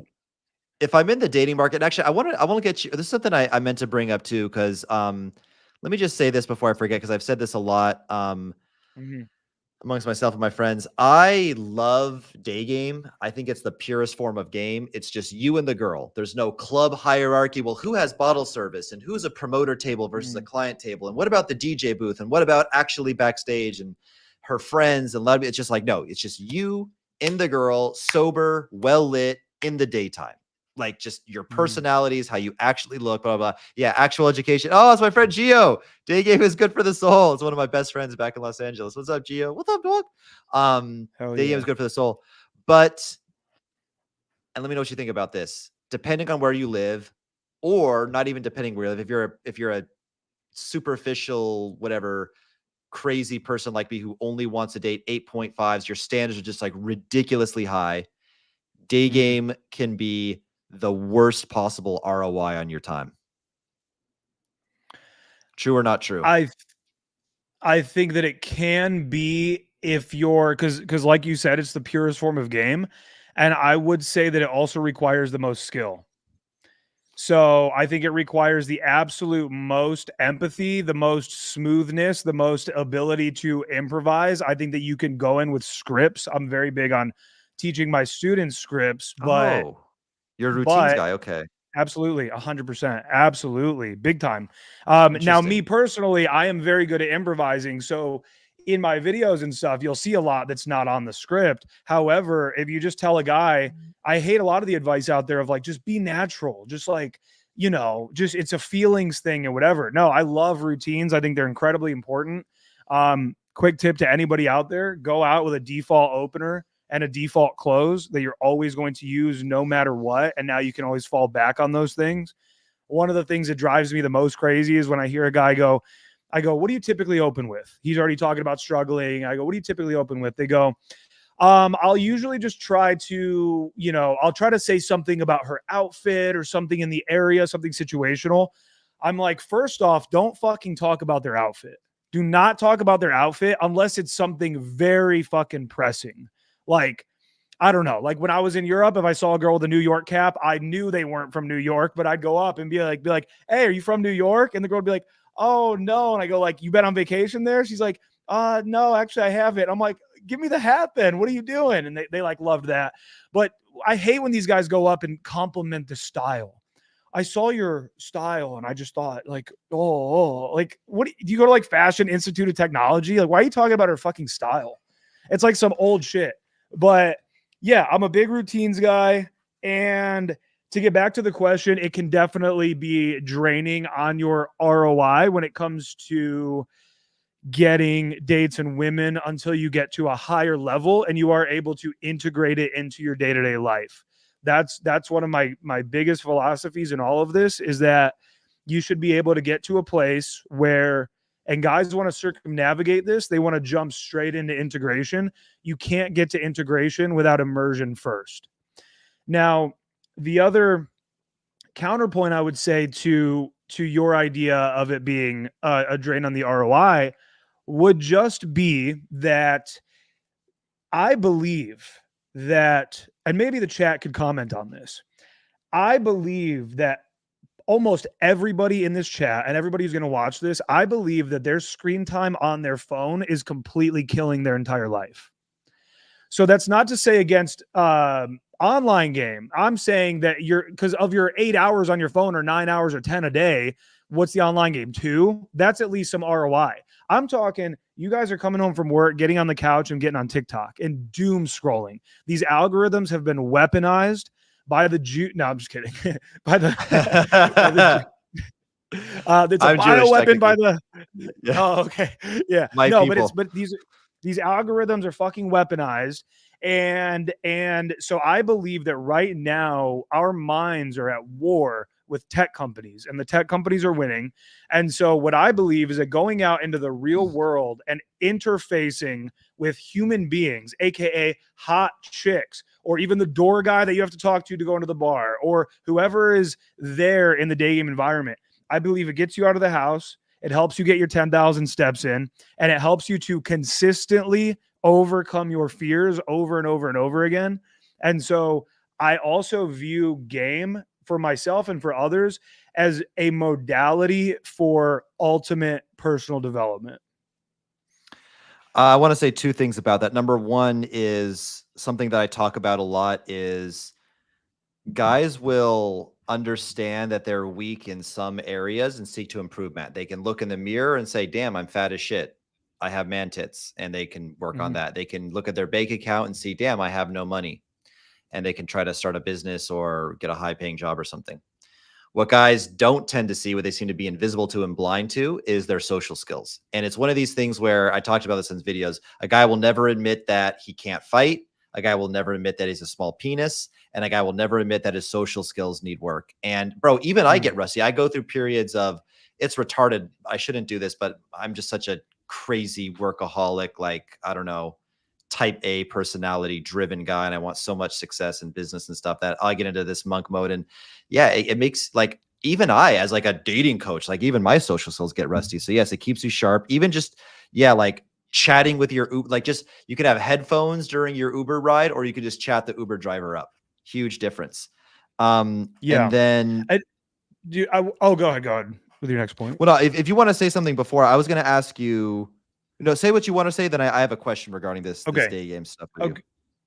Cool. So here's the next thing I want to say is so regardless of the game modality, online, day game, night game, social circle, whatever you guys are going to do, I also, and I've realized this, man, even with some of these women over the years that I have loved so dearly, and I thought like, that girl would, I don't know, man, like I would be fine with not hooking up with other women and I could settle down. And I'm a white trash American guy, right? I mean, I grew up white trash, so I've tried these things. This is what I want to tell you guys though. If you see, and this will be controversial, maybe not. If you see a millionaire, okay, he's, I don't know, 45, he's multimillionaire, let's say 8-figure guy, 10 million plus. And he's got like an okay wife. Like she's good. She's not a model, doesn't need to be. A lot of mid chicks are the best women you'll ever actually meet. So she's a 7.5.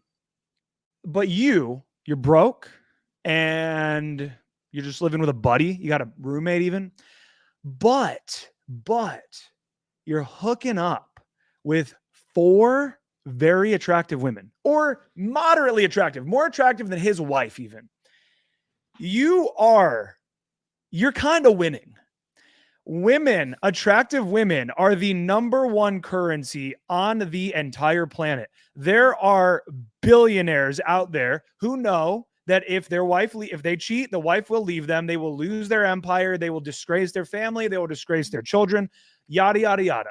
There are billionaires that if God came down and gave them the opportunity, hey, you can switch out with this 24-year-old drug dealer who has these 4 blondes in rotation and has these other 2 that he hooks up with regularly and can get more, they're going to switch. So I also want to say that a lot of you guys, I am all for starting different businesses and becoming entrepreneurial and whatever. But most, and this is controversial, but like it's fun, bro. Most people just don't have what it takes. And I will say that's not a bad thing. I know people that have amazing careers and they're never going to be rich, but they've got fucking healthcare and paid time off and they've got a great job and a great life.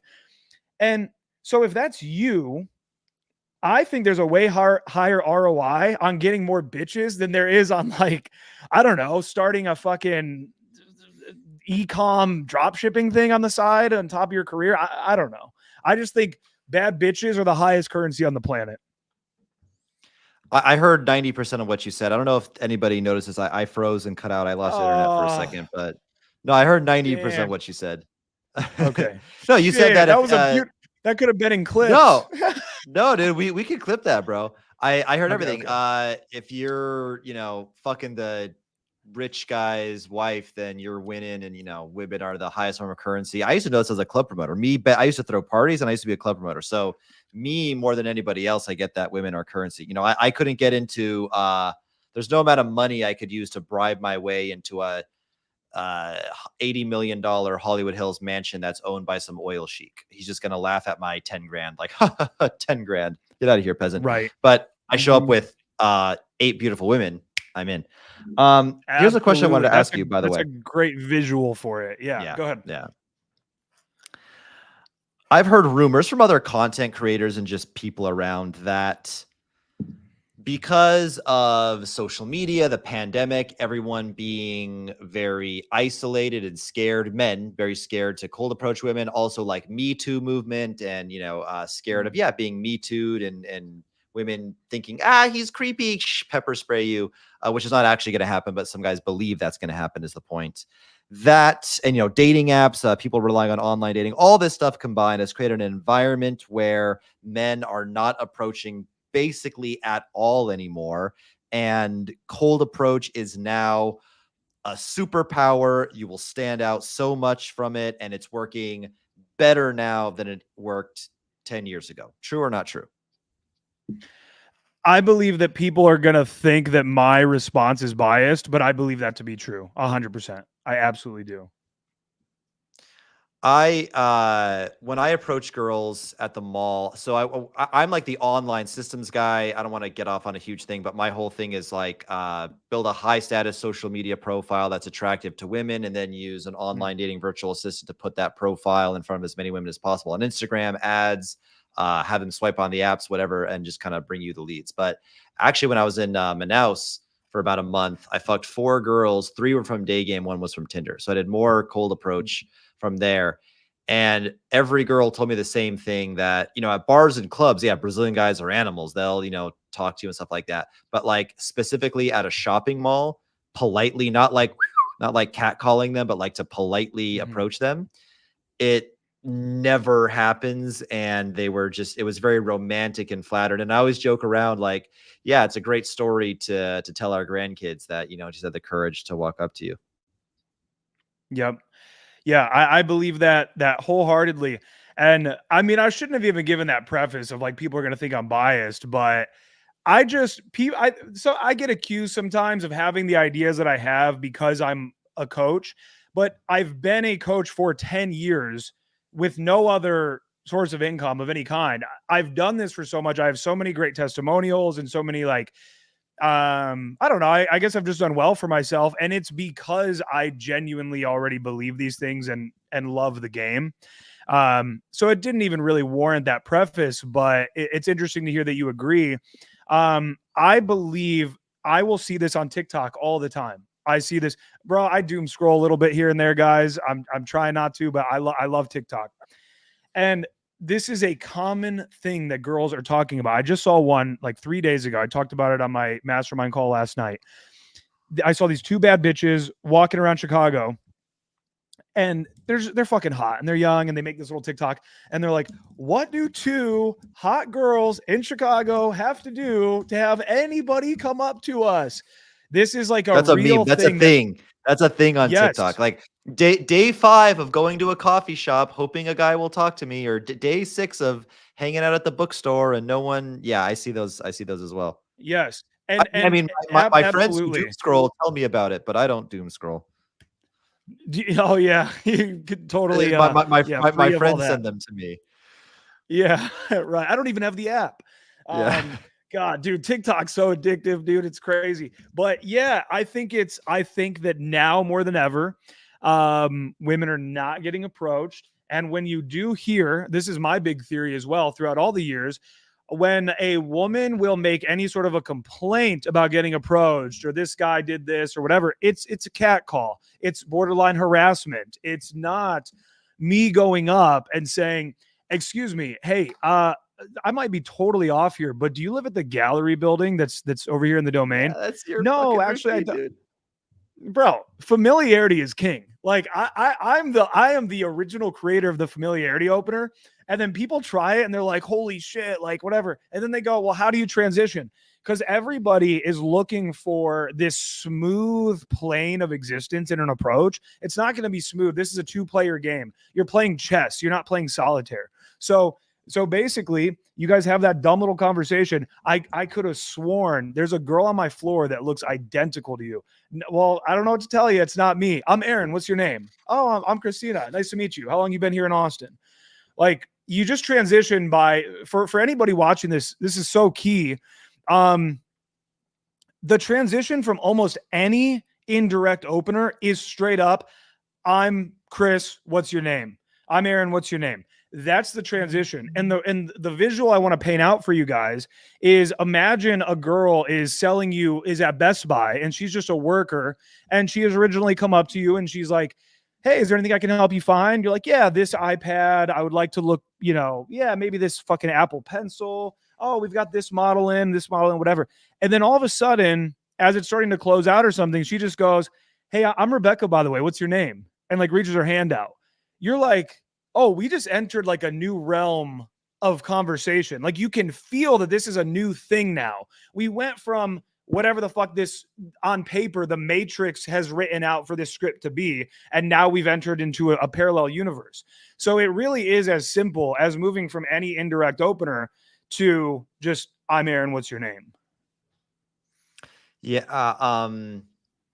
I always open really direct in day game. The whole thing about style, I don't know if it was Todd who liked that opener, Todd V, one of my early mentors.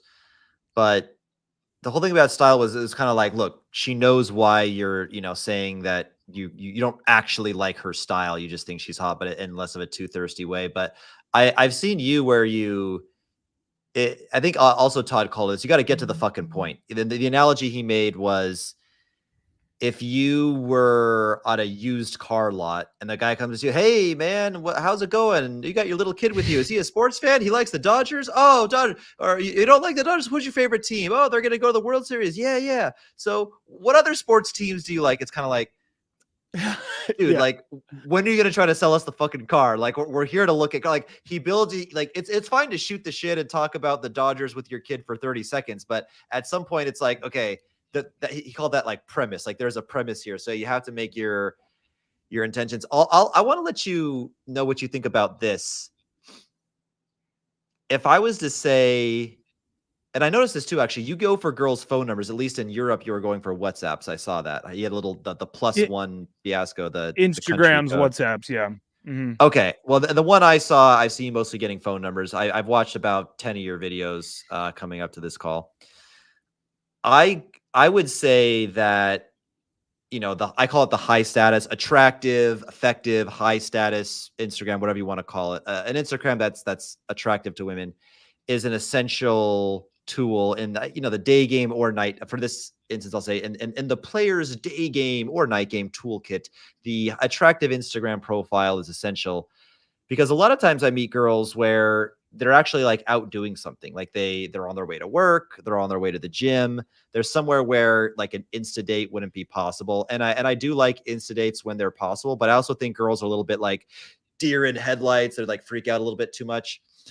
And I can't say for certain, but I'm pretty sure that there's been a lot of times where I did a very average approach. I just said, "Hey," like, for example, "Hey, I was just eating sushi with my friend, and actually, he noticed you and kind of said, 'Hey, cute girl,' at 6 o'clock, and I was the one who ran up to you to talk to you. I thought you were cute. Nice to meet you. Oh, hey, yeah, I'm just on my way to the gym. Oh, cool. What day is it today? Oh, it's leg day.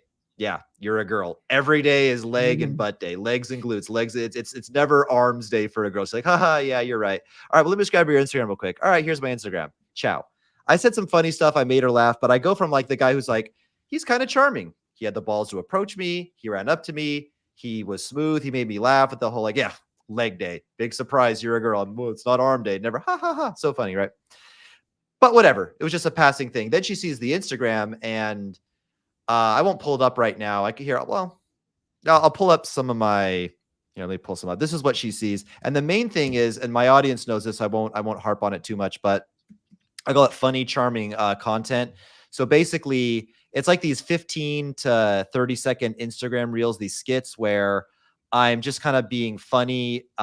It's hard to see without an example. Again, all my audience knows this stuff. Aaron, I'll send you a video later so you kind of know what I'm Cool. talking about. But aside from like me It's on being, the Instagram account that we were tagging each other. It's on Casey Redbeard. no, it's not on that one. Because Okay. it's my dating content is very different than my red pill content. But Right. basically, like, I'll act one out. It goes like this. I'll be like, I'll do the funny, charming content, like one man skit. It goes like this.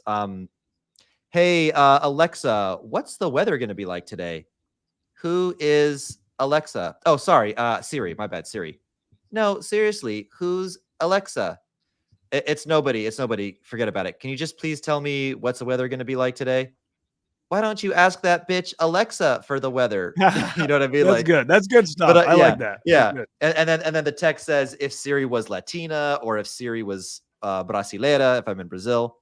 Um, anyway, so it's like he understands Brazilian women, he understands Latina women, the jealousy. I'm speaking like fluent ass Spanish or fluent ass Portuguese. So confirms like he speaks, good Portuguese. And it's just me being Mhm. funny and kind of being, somewhat charming and just different, right? Like no other guy has that. In addition to she's gonna see this. This is not my Instagram, this is a folder of my best pictures. So she's gonna see me looking ripped and jacked, slightly Mhm. artificially enhanced. All my photos are artificially enhanced. Oh god, look at that hairline. If all my hair actually looked like that, eh? Um, Oh, but beautiful. yeah, but yeah, she's gonna see, super, like, ripped, jacked body, which she didn't see in day game because I had my shirt on. I tend to wear a shirt when I'm in the mall.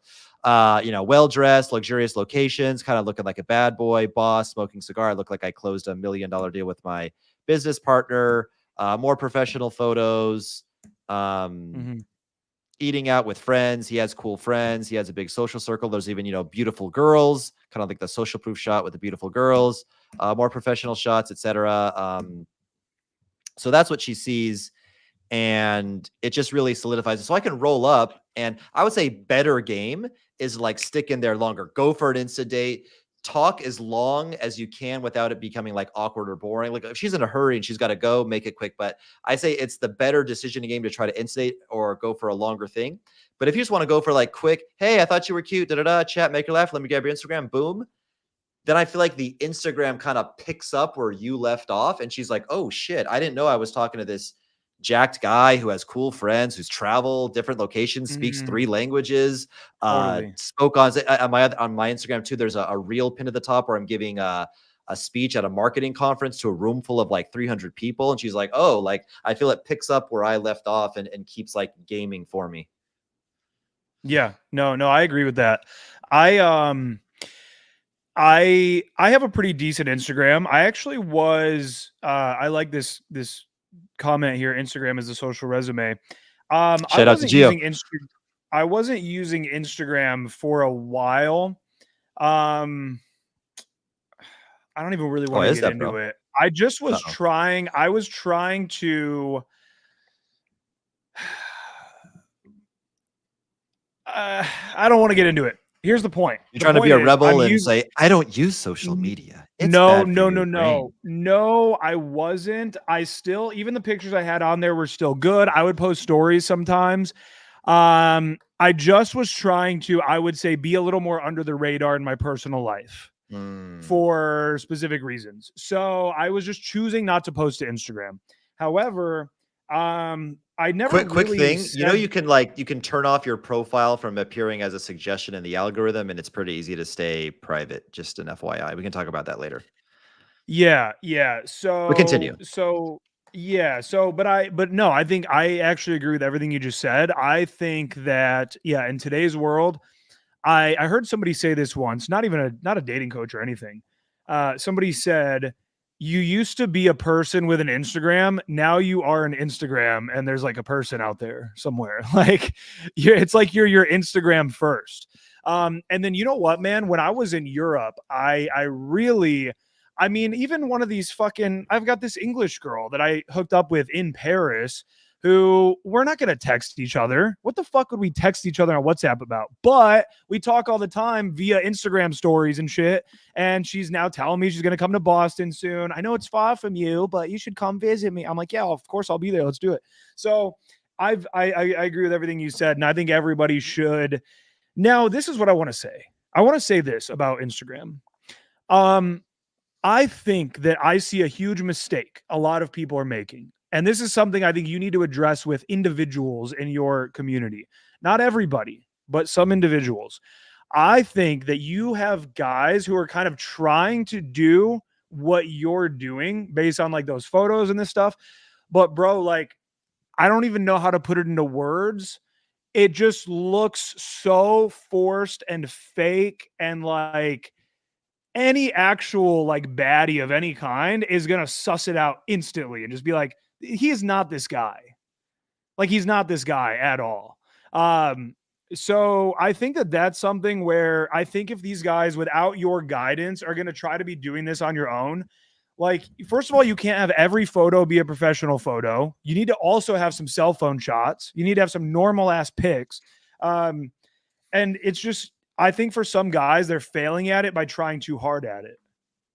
I'm going to show an example of a guy that he actually is probably living this life, but it's the guy that people copy. There's another influencer, I don't want to say his name.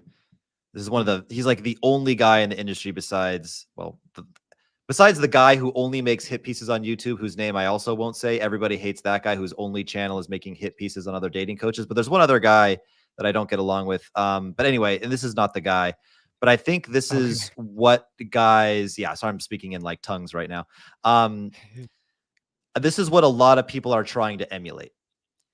Well, he Where teaches this. it's, I get his ads. He's also he's yeah, kind of like your competition in a sense. somewhat. But here's the thing. Like I tend to think that a dating profile and an Instagram profile that's trying to be attractive to women for the purpose of dating should actually show your goddamn motherfucking face.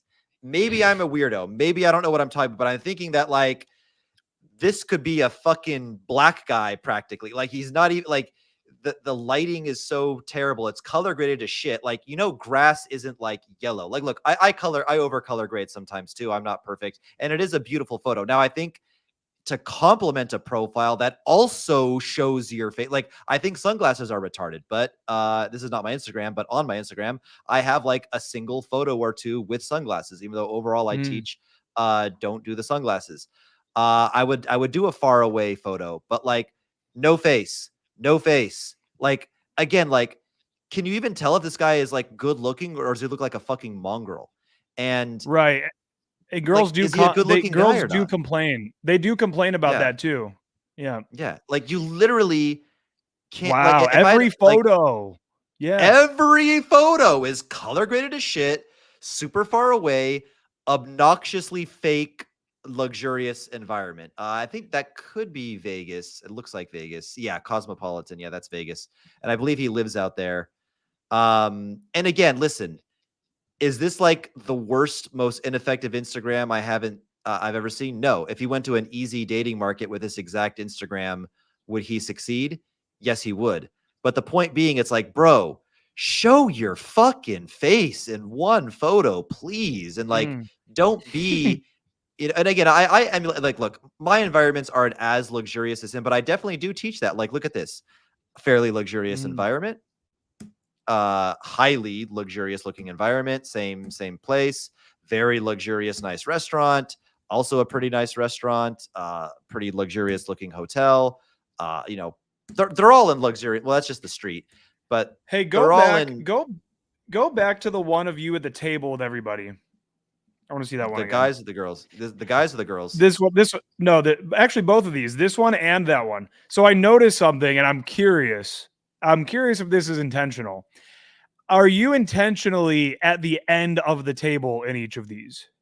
100% bro. Yeah. Okay, interesting. Because my eye right away, I'm kind of like you, and then dude directly across from you. Like it's dumb, but like you guys are kind of the highest status of that photo by being there at those ends versus no shit on them, but the guys in the back, it's just like it's clearly not their photo in a sense. They are clearly the background characters. And so I think that's something, even if you haven't covered that in one of your things, I think that would be important. Like, hey, don't be this guy back here, swap out. Even if that's your boy and you guys are both there for the pick, swap out then. Yeah, if you go to, let me see if I can find an example of this. Well, even okay, here's an example. It's kind of talking about or addressing this. Okay, yeah, you can see. Well, I'll come back to that. Here's what I want to say in response to that on the same subject ish. Every photo is taken with a ridiculous amount, like a nerdy, obnoxious, almost like gay amount of preparation and intention. What are you going to be wearing? Are you going to be sitting at the front of the table or the end of the table? Do you have your clip-on LED phone light? My audience knows that I'll show when I take off screen sharing. I'll show that. Do you have your clip-on LED phone light for a nighttime photo? Who's going to be in the photo with you? What are you going to be wearing? Do you have your zoom set right? Because there's something called focal length, and if you zoom in on your camera phone a little bit, you get a better focal length. You look better looking, et cetera, et cetera, et cetera, et cetera. Building on that point, this is a photo I did for a client. There's a reason he's in front of me looking like the main character. It's portrait mode. I got a little bit blurred out. I'm in focus, but I'm even already a little bit blurred out. He's more in focus. And here's another thing. I'm taller than this guy. You can't see it, but I'm bending my knees. I'm crouching down I'm actually like, he's 5'9", I'm 5'11". I'm taller than this guy. I am like bending my knees so he looks taller. And again, you see, he's the main character. See how he's positioned away from the girls? This guy was a client. At least on my end, I'm not seeing screen sharing anymore. I don't know if you guys comment. Did I take it Brandon, yeah. Oh, that whole time I wasn't presenting? Oh, goddamn. Did it turn off? Yeah, I thought you were going to like do a grand reveal of the photo or something. But shit. Okay. Okay, here we go. That was a fail. This is the photo I was talking about here. That's funny. Hell yeah. I'm taller than him. Yeah. Sorry about it. Well, here's the grant I meant to do. I was to build up suspense. Yeah. Yeah. I'm actually taller than him. Not much, but he's like 5'8", 5'9". I'm 5'11". And then where was the other one I was showing? Yeah, you can see here he's positioned away from the women. Like when it was this guy's turn, they switched because again, for his Instagram, you want it to be mysterious. Like he can't be too close to the girls. Oh, there's two girls, but why is he never like directly, touching them? Again, here he's positioned away from the girls. He doesn't have his arm around the girls or anything. He's there, but it's like, there's beautiful girls around him, but is he with any of them? I don't know. And then on the dinner table, he's like clearly the main, focal point. Yeah, you can tell this guy wasn't the client for the photo shoot. Right. He had a good time. And then that guy across from him in the blue, he was in some of those other before and after photos that you did. Yeah, exactly. He was a client as well. But yeah, you can just generally tell. So yeah, everything is I mean, this was not a real speech. I literally hit up my whole network in Medellin. I'm like, hey, I'm doing, I'm a dating coach, expert online, photography, building Instagram profile expert. And I rented out this seminar room and, we could all take turns giving a photo. And, I had whatever, like 15 people fill the room. But anyway, yeah, that's that. Yeah, that's cool, man. Yeah, that's awesome. Yeah, I think Instagram is very important. I think that for most guys, because it's very popular for guys to be against it. Yeah, like to want to be mysterious, whatever. And then you even have this meme happening right now, and I don't agree with this one, similar to the other TikToks. Have you seen where girls now are also saying like, I want a guy with no social media presence? Have you seen that? Yes, God, I want to strangle these hoes. That's been going around a lot, and that is just a trauma response from so many girls getting cheated on because of like Instagram and dating apps and shit. Like that's all that is. I don't think they actually want that.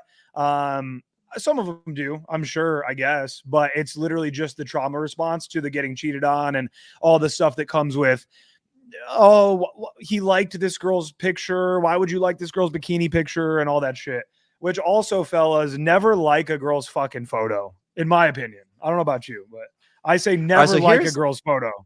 So again, I'm gonna not like call you out, but call attention to something too. This is something that I see all the time with this thing that you just said. Myron will say certain things like this, which is the following: your dating advice and your perspective on women and dating is super tuned in for American women. Myron will say like, what would you think I was going to say?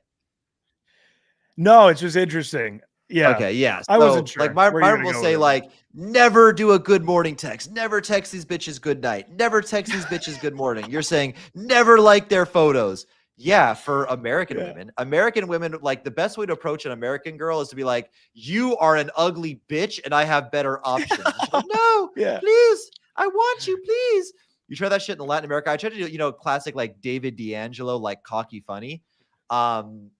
I would say that to girls in Colombia when I first got there. They'd say like, "Eres muy egocentrico," like egocentric, like selfish, arrogant, whatever, Mm, however that would translate. But yeah, they'd say like, "Eres muy egocentrico," and then I'm like, "Oh, I guess like cocky funny doesn't work down here. You could like actually just be sweet." And here's something I teach. So before I used to tell my virtual assistants, and I would do this. Anybody knows the way I met Lana? The story is I got to Brazil. My morning routine every day was wake up, cold shower, sugar-free Red Bull, find 20 tens on Instagram because 20 is the most you can message in a single day. Message 20 girls. Next day, cold shower, Red Bull, 20 girls. Next, cold shower, message 20 girls. Now you're guaranteed to land in the hidden request. Sometimes you'd go to like requests, and they'd sometimes get a push notification. They would check their request. Now you're pretty much, not pretty much, you are guaranteed if they don't follow you and she's a hot girl who gets a lot of messages, you're going to hidden requests. It'll get auto deleted after a few days and you'll be right alongside the schmuck sending her dick pics and selling her followers. So what I teach is the tap tap method, which goes like this. You find some hot girl's profile. If she's private, you just got to follow her. You can't like any photos. But if it's a public profile, tap, tap, tap, tap, like a photo, like 2 or 3 or 4 photos, doesn't matter. And then follow her. And then the thing is to like blow her up with notifications. She'll say like, Casey Redbeard has liked your photo. Casey Redbeard has liked your photo. Casey Redbeard has liked your photo. Casey Redbeard has followed you.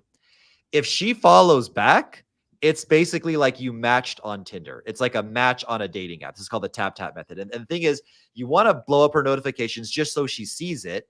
And you follow her, she'll follow back. Now that you're both following each other, instantly you hit the inbox and she gets a push notification. So her phone will vibrate.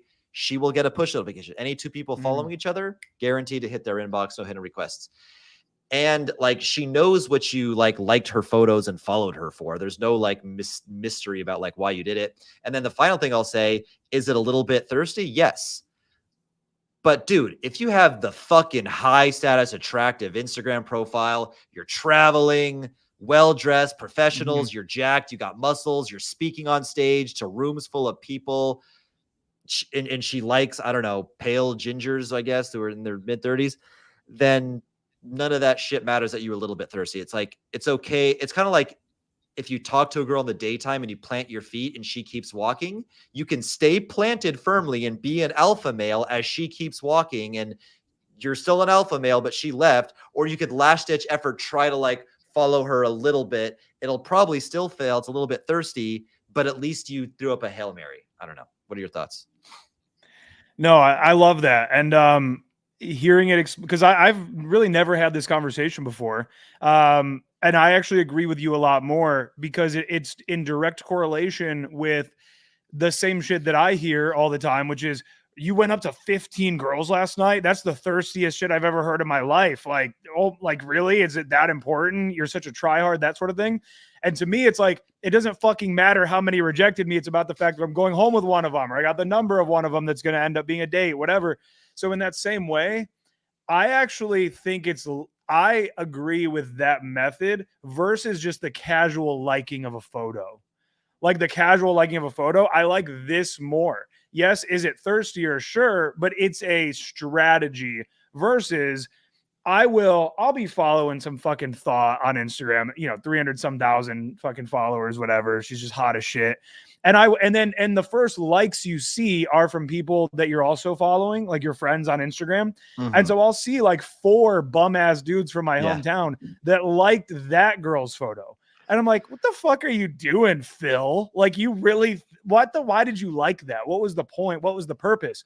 Whereas with what you're saying, going harder, there is a purpose there. It's almost like I'm against walking by a girl and saying like, hey, you look really sexy tonight, and continuing walking, but I'm all for approaching her and then her fucking friend and then the next girl. So yeah, I think that's an interesting method. And you know what? I'm going to commit. What did you call it? Tap tap? Tap tap method. I'm going to commit to giving the tap tap method a shot. Yeah. I could we can talk about this later. I could, if you ever want to try one of my online dating virtual assistants at like just what I pay them, you can try it out. Because to sift through and sleuth and find 20, it's also a volume game too, to find 20 girls a day, keep track of it in a Google sheet, because you got to unfollow these bitches, right? If you do the tap tap method, you're following 10 to 15 girls a day. bro, in a month, that's 450 girls.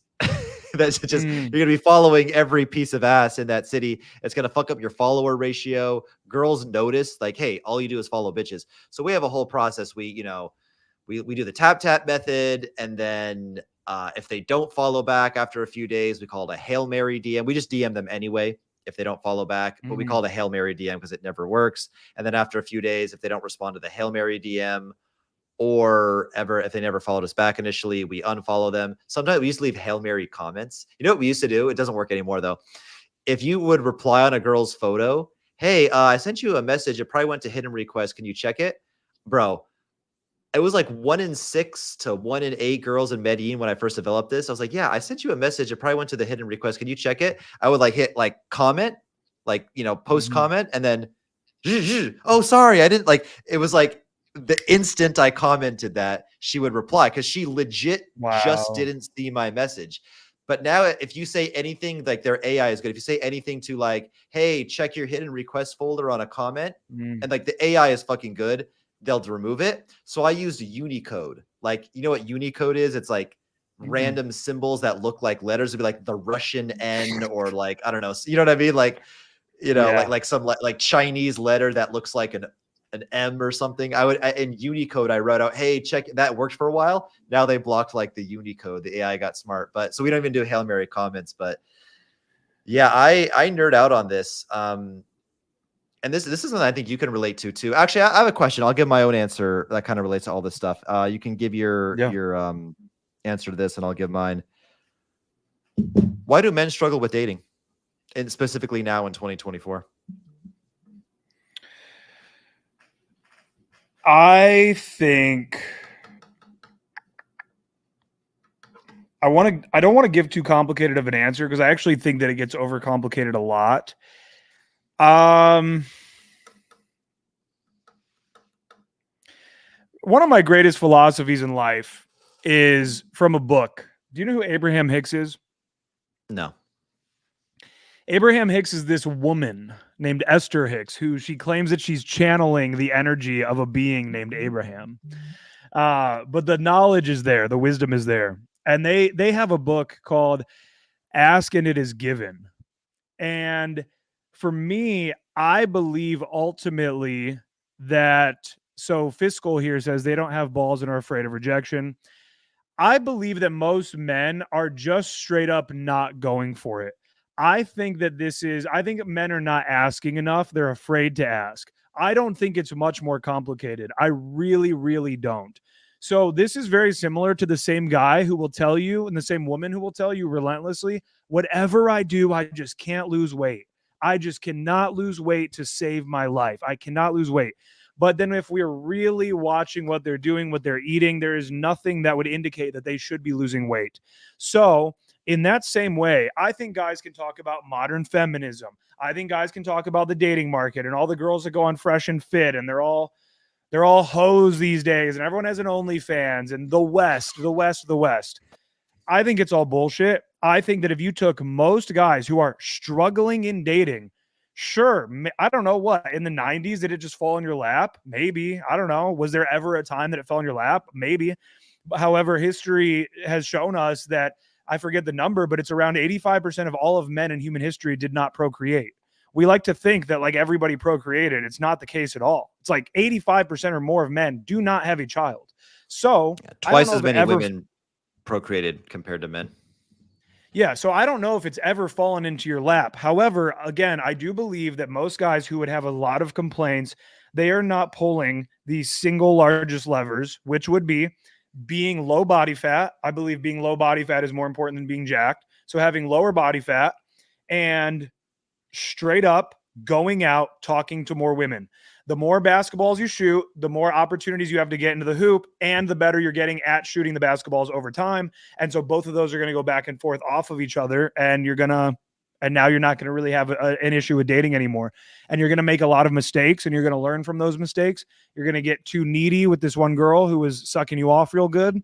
You're going to let her walk all over you. You're going to have a bad breakup, and you're going to learn from that and grow. So ultimately, yeah, I just think it's a lack of action, truly.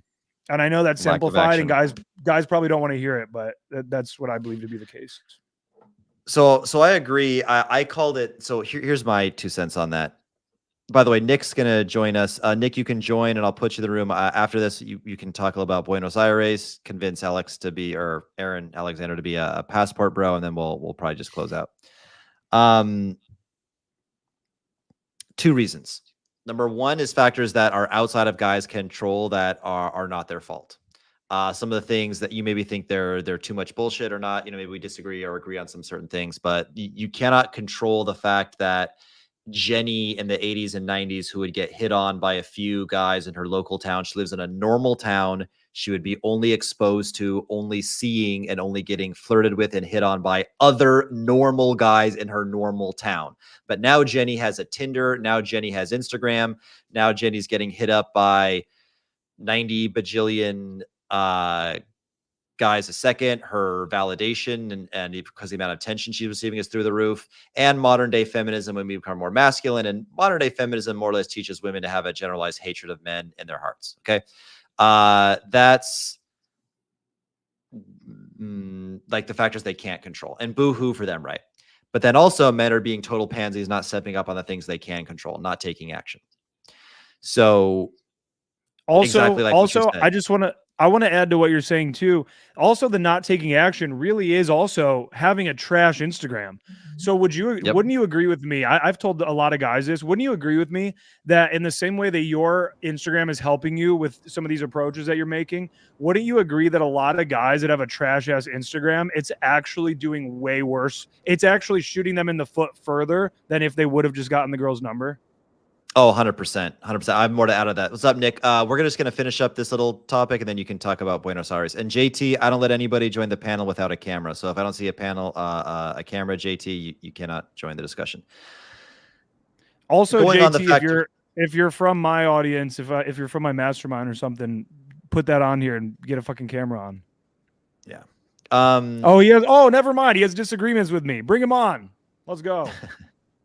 So the things that they can't control, we talked about that. They're not taking action on the things they can control. Elaborate on you were saying. They're not going to the gym. They're eating food they know is bad for them. They're not mewing or doing whatever Luke's maxing that they can. They are not approaching those cute girls in the daytime, nighttime. They're not working on their social skills. And then, yes, the biggest one is they completely are ignoring social media game and ignoring that. Unfortunately, it's sad, but dating is evolving from meeting people in person to meeting them through social media. I think it's like 60 or 65% of relationships now begin online versus in person. More people, more relationships are starting from dating apps and Instagram. I think they only record dating apps. Like they'll say in these articles, 60% of relationships start on a dating app. Well, cool. A lot start on Instagram too. I don't know if they're grouping Instagram in as a dating app, but if they're not, then maybe it's 70 or 80%.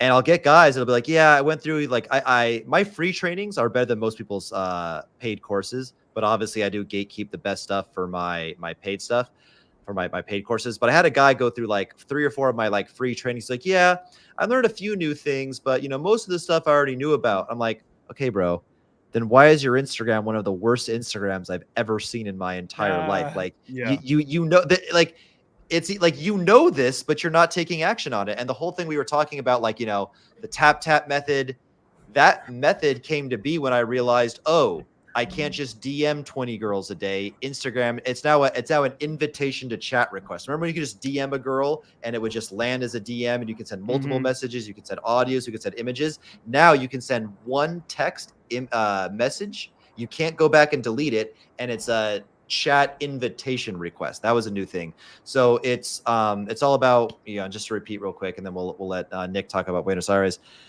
They're not, and to elaborate what you said, they're not taking action. They're not working on their social. They're not approaching the cute girl, and they're just completely disregarding online social media, getting good photos, building up a good profile. And yes, I agree. If you have a shit like 90%, 99% of guys' Instagrams, you should just go for the number until you get a good Instagram. If you want to say one last thing on that, Alex, before we move on to Buenos Aires, you can. One last thing I want to say is that I also think did I get choppy there for a second? No. You can hear me? Okay, cool. Yeah, we're good. So also, what else is more difficult in today's world than it was in the past? The economy in general, making money in general, right? This is a major talking point in the world today of how you used to be able just to go get a job at the factory or whatever, and you had a house and a car, and you put your kids through school, and you were even saving for college and whatever. So I think a lot of men today as well are very, very upset with the harsh fucking reality that you have to become exceptional, and you have to become exceptional in every facet. And it's really, really hard. It is really fucking hard. And so, to anybody out there listening who is struggling, like, it's either give up and date fat Jenny up the road, or become exceptional in order to get what you want. Or go to a small town in the Philippines and stay average. True. Yeah. Yep. There you All go. right, That Nick. is What's up? option two. Speaking of going overseas, first introduce yourself. Are you from my audience? Are you from Alex's? How did you even hear about us? Who are you? Well, actually, I found you on Fresh and Fit, but then I ran into you in the gym. I don't know if you recall. But Oh shit, you the yeah, we Jew. worked out together. You told me not to come Yeah, to in Buenos Torrance. Aires. Yeah, Yeah, dude. you I were don't know like, dude, don't why. go I don't there. know It's why I just didn't. like Dude, skinny bitches. I have that disease. I saw it on 60 Minutes. Some people are like really, really bad at recognizing faces. Like some people can't tell their kids apart. They're like, "Are you Matthew or are you Jason?" It's like their own kids. It's like I'm not that bad, but yeah, I am bad. Yeah, you came up to me in Torrance at 24 Hour Fitness. We talked about Fresh and Fit. Yeah, like I totally remember you, dude. And just so your audience knows, like, you do work out. I worked out with you. You're putting Look up at that. 185. Look at those. Look at that. The beaches are that way. Where the beaches that way. Yeah. Anyway. So yeah, Yeah, what's up, so man? So you actually went there? I did How against is your it? advice. So you told, yeah, it's the secret country, right? So I looked at the secret country. You told me about it, and I put my Bumble profile there just for a day. I went to sleep. I woke up. I had like 30 girls like me, and I was like, "Oh shit, this is crazy." Because in America, you get like no likes at all because you get filtered out. And then I was like, "All right, I'm going." So I'm looking at all these city tours, and And sorry, and this is in the secret country, not Buenos Aires. right, the secret country. So I was looking at the city tours on YouTube, and it just didn't really seem like it was the spot for me. And what I already had reasons to go to Buenos Aires before I was even talking about it. Like my mom has friends Yeah, here. a lot of Jews there too. Yeah. Well, I mean, I'm not even like that religious like that. I just my friend's got cousins here. He's from here, so he's been hyping it up for some time. I speak a little bit of Spanish, not a lot, but that's actually played to my advantage because trying to learn that's my angle. So usually my cold approach is just this one line. Puedo practicar mi español contigo por un minuto, por favor? And like, you know that it's called bitch shield, right? Yeah.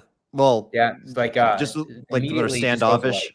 Oh, goes away. Okay, yeah. They Yeah. So yeah, they're like what's the word? Disarmed, I guess, by that. They're not threatened by it. yeah, they're like, oh my God, because we're like unicorns out here. So I'll say one thing too, just again, not to call out and be rude to my guest. Aaron, my man, love you. I don't think you know what true actual like femininity is until you live abroad. Again, like I said, I think women are submissive to you and you're the leader in the interactions or whatever, but like true femininity, I think is only seen, overseas. And Nick, it's your first time out of America. I think no matter where you went, you'd be like, oh my God, they're so receptive. They're so not bitchy. This is the best place ever. You're comparing United It's my States. second time out of America. I've been to Yeah, Poland. what'd you say you went? You went to some other Latin country, right? Oh, No, I Poland, went you to said? Poland.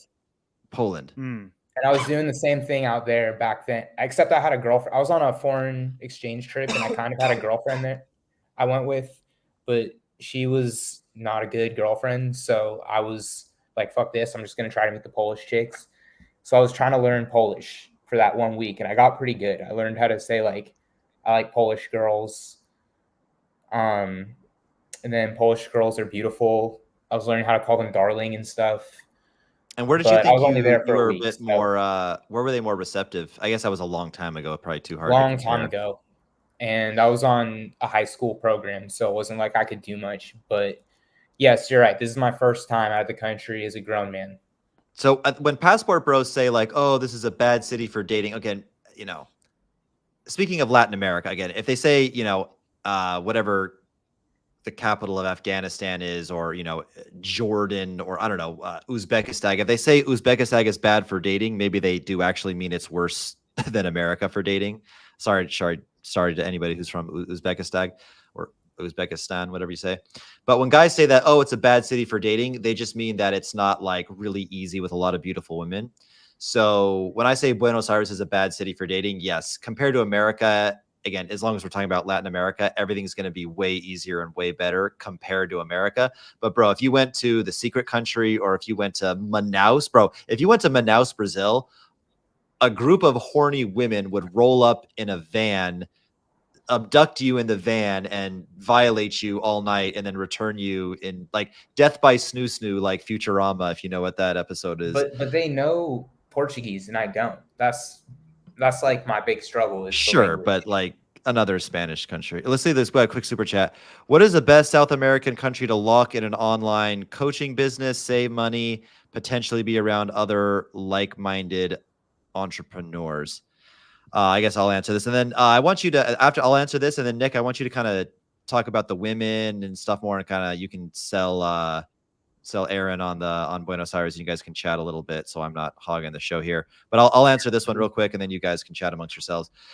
So the first one that comes to mind is unfortunately Medellin. I hate Medellin. I think it's degenerate.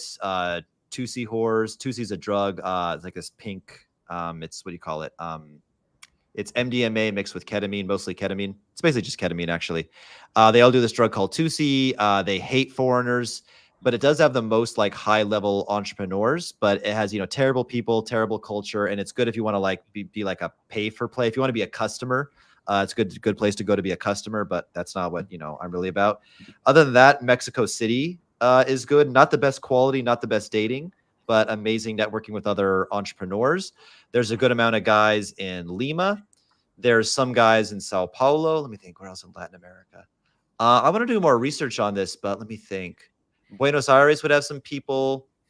The secret country doesn't have anybody. And I'll say one thing, and then I'll shut up. The better a city is for livability, it's got fun stuff to do, other cool foreigners to network with, a sports team, concerts, rooftop lounges, nice restaurants, the worse it is for dating, because all the high value, cool, rich guys want to go there. Manaus, amazing city for dating, terrible city overall. The streets look like a toddler threw spaghetti at the wall, and then wherever the spaghetti landed is where they built the streets. It's hot. You walk 5 seconds down the street, you're sweating. It's the most hot, humid place on earth. There's no sidewalks. I mean, there's like some sidewalks in some areas, and then the side but there's virtually just let that sink in. There are no sidewalks in Manaus. Amazing for dating. But I would say Mexico City.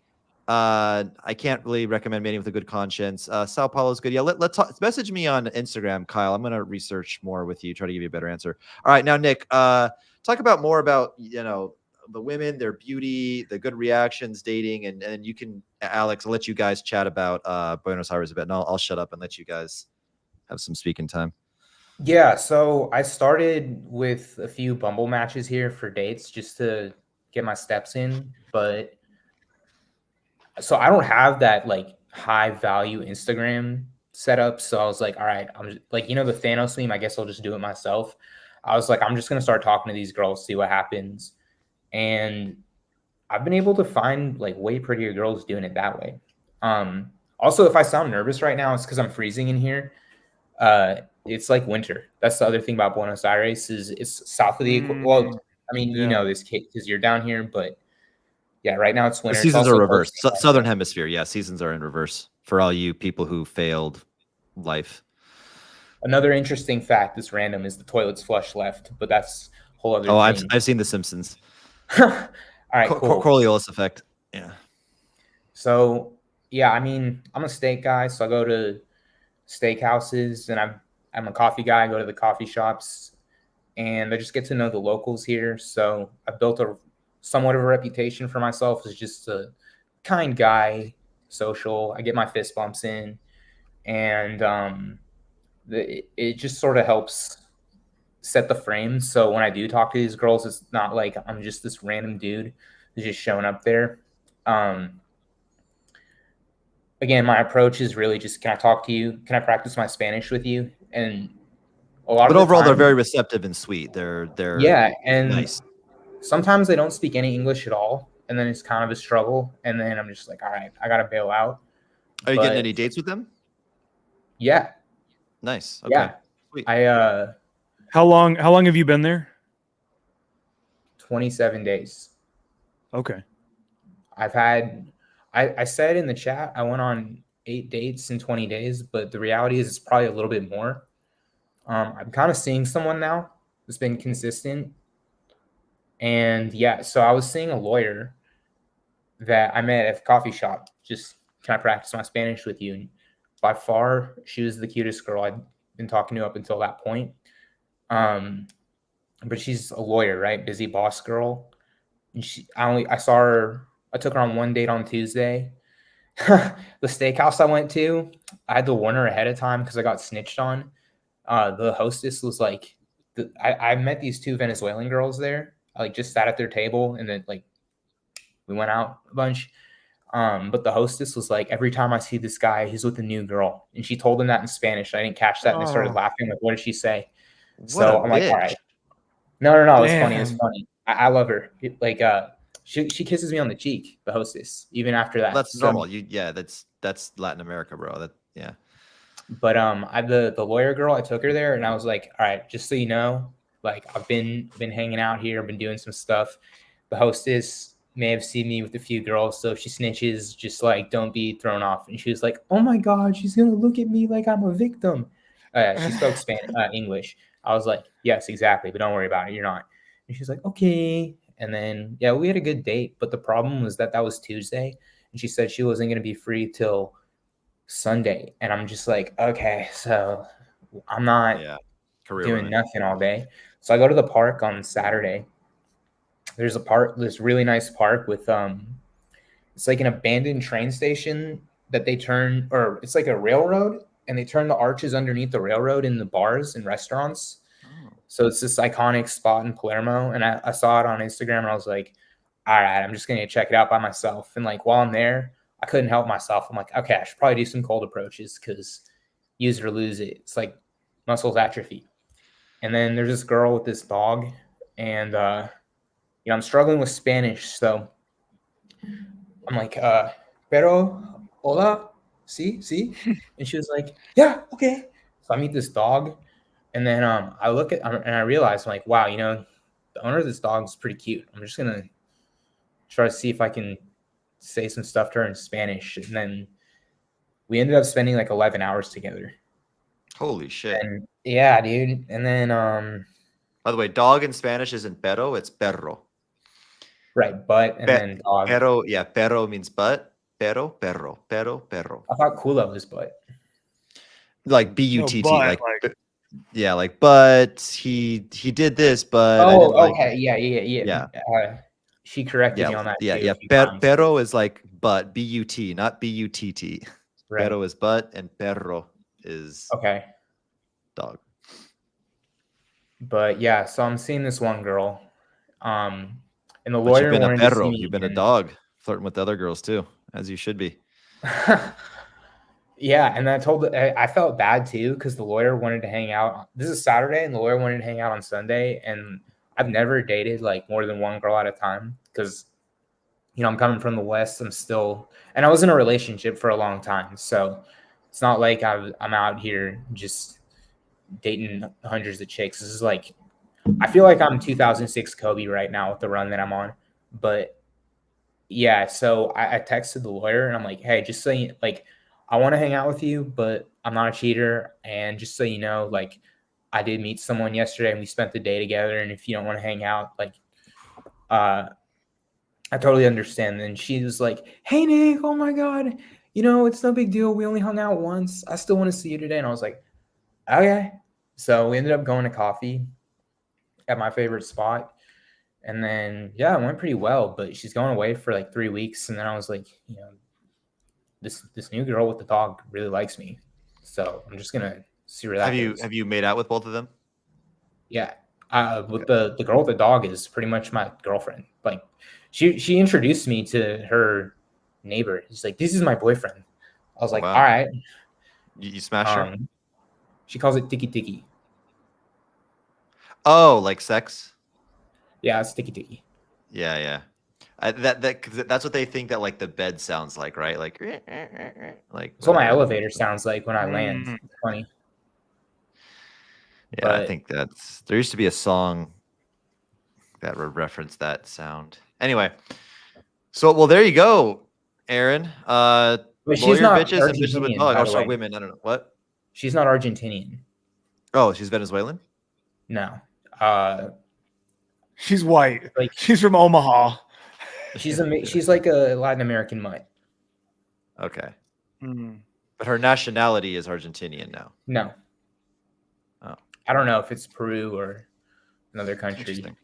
Now, what about for myself and for other people that are wanting to go down there? What is compared to other?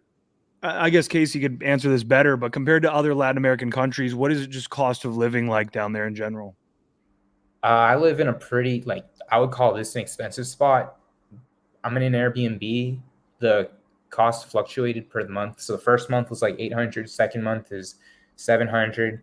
You know, when you guys were running your call, I was like, oh, fuck, I got to stay here longer. So I'm looking at visas now, like visa extension for digital nomad. That might lower my cost of living because if you can get a long-term lease, it's less. But the exchange rate what does a steak dinner cost? Just curious. Like, okay, it's gonna sound expensive, but it's not. So it's like 20. I actually got steak for lunch today from my favorite spot. It's close to 20,000 Argentinian pesos, which, like, just divide that by 1340, and that's the cost of US dollar. So I'll do that right now. 20,000 divided by 1340. So I think that new president, he fixed Javier. it for. He fixed it. This is what I've heard. 20. Let me. I can't multiply. 20,000. The peso is more stable right now, but so $15. Yeah, so $15. When I got there was about half the price. I think the cost of living, as far as an American, has basically doubled since I was there. Not even a year ago. I'm not an expert at what happened, but he fixed the currency. That's my super layman, not really understanding of the situation explanation.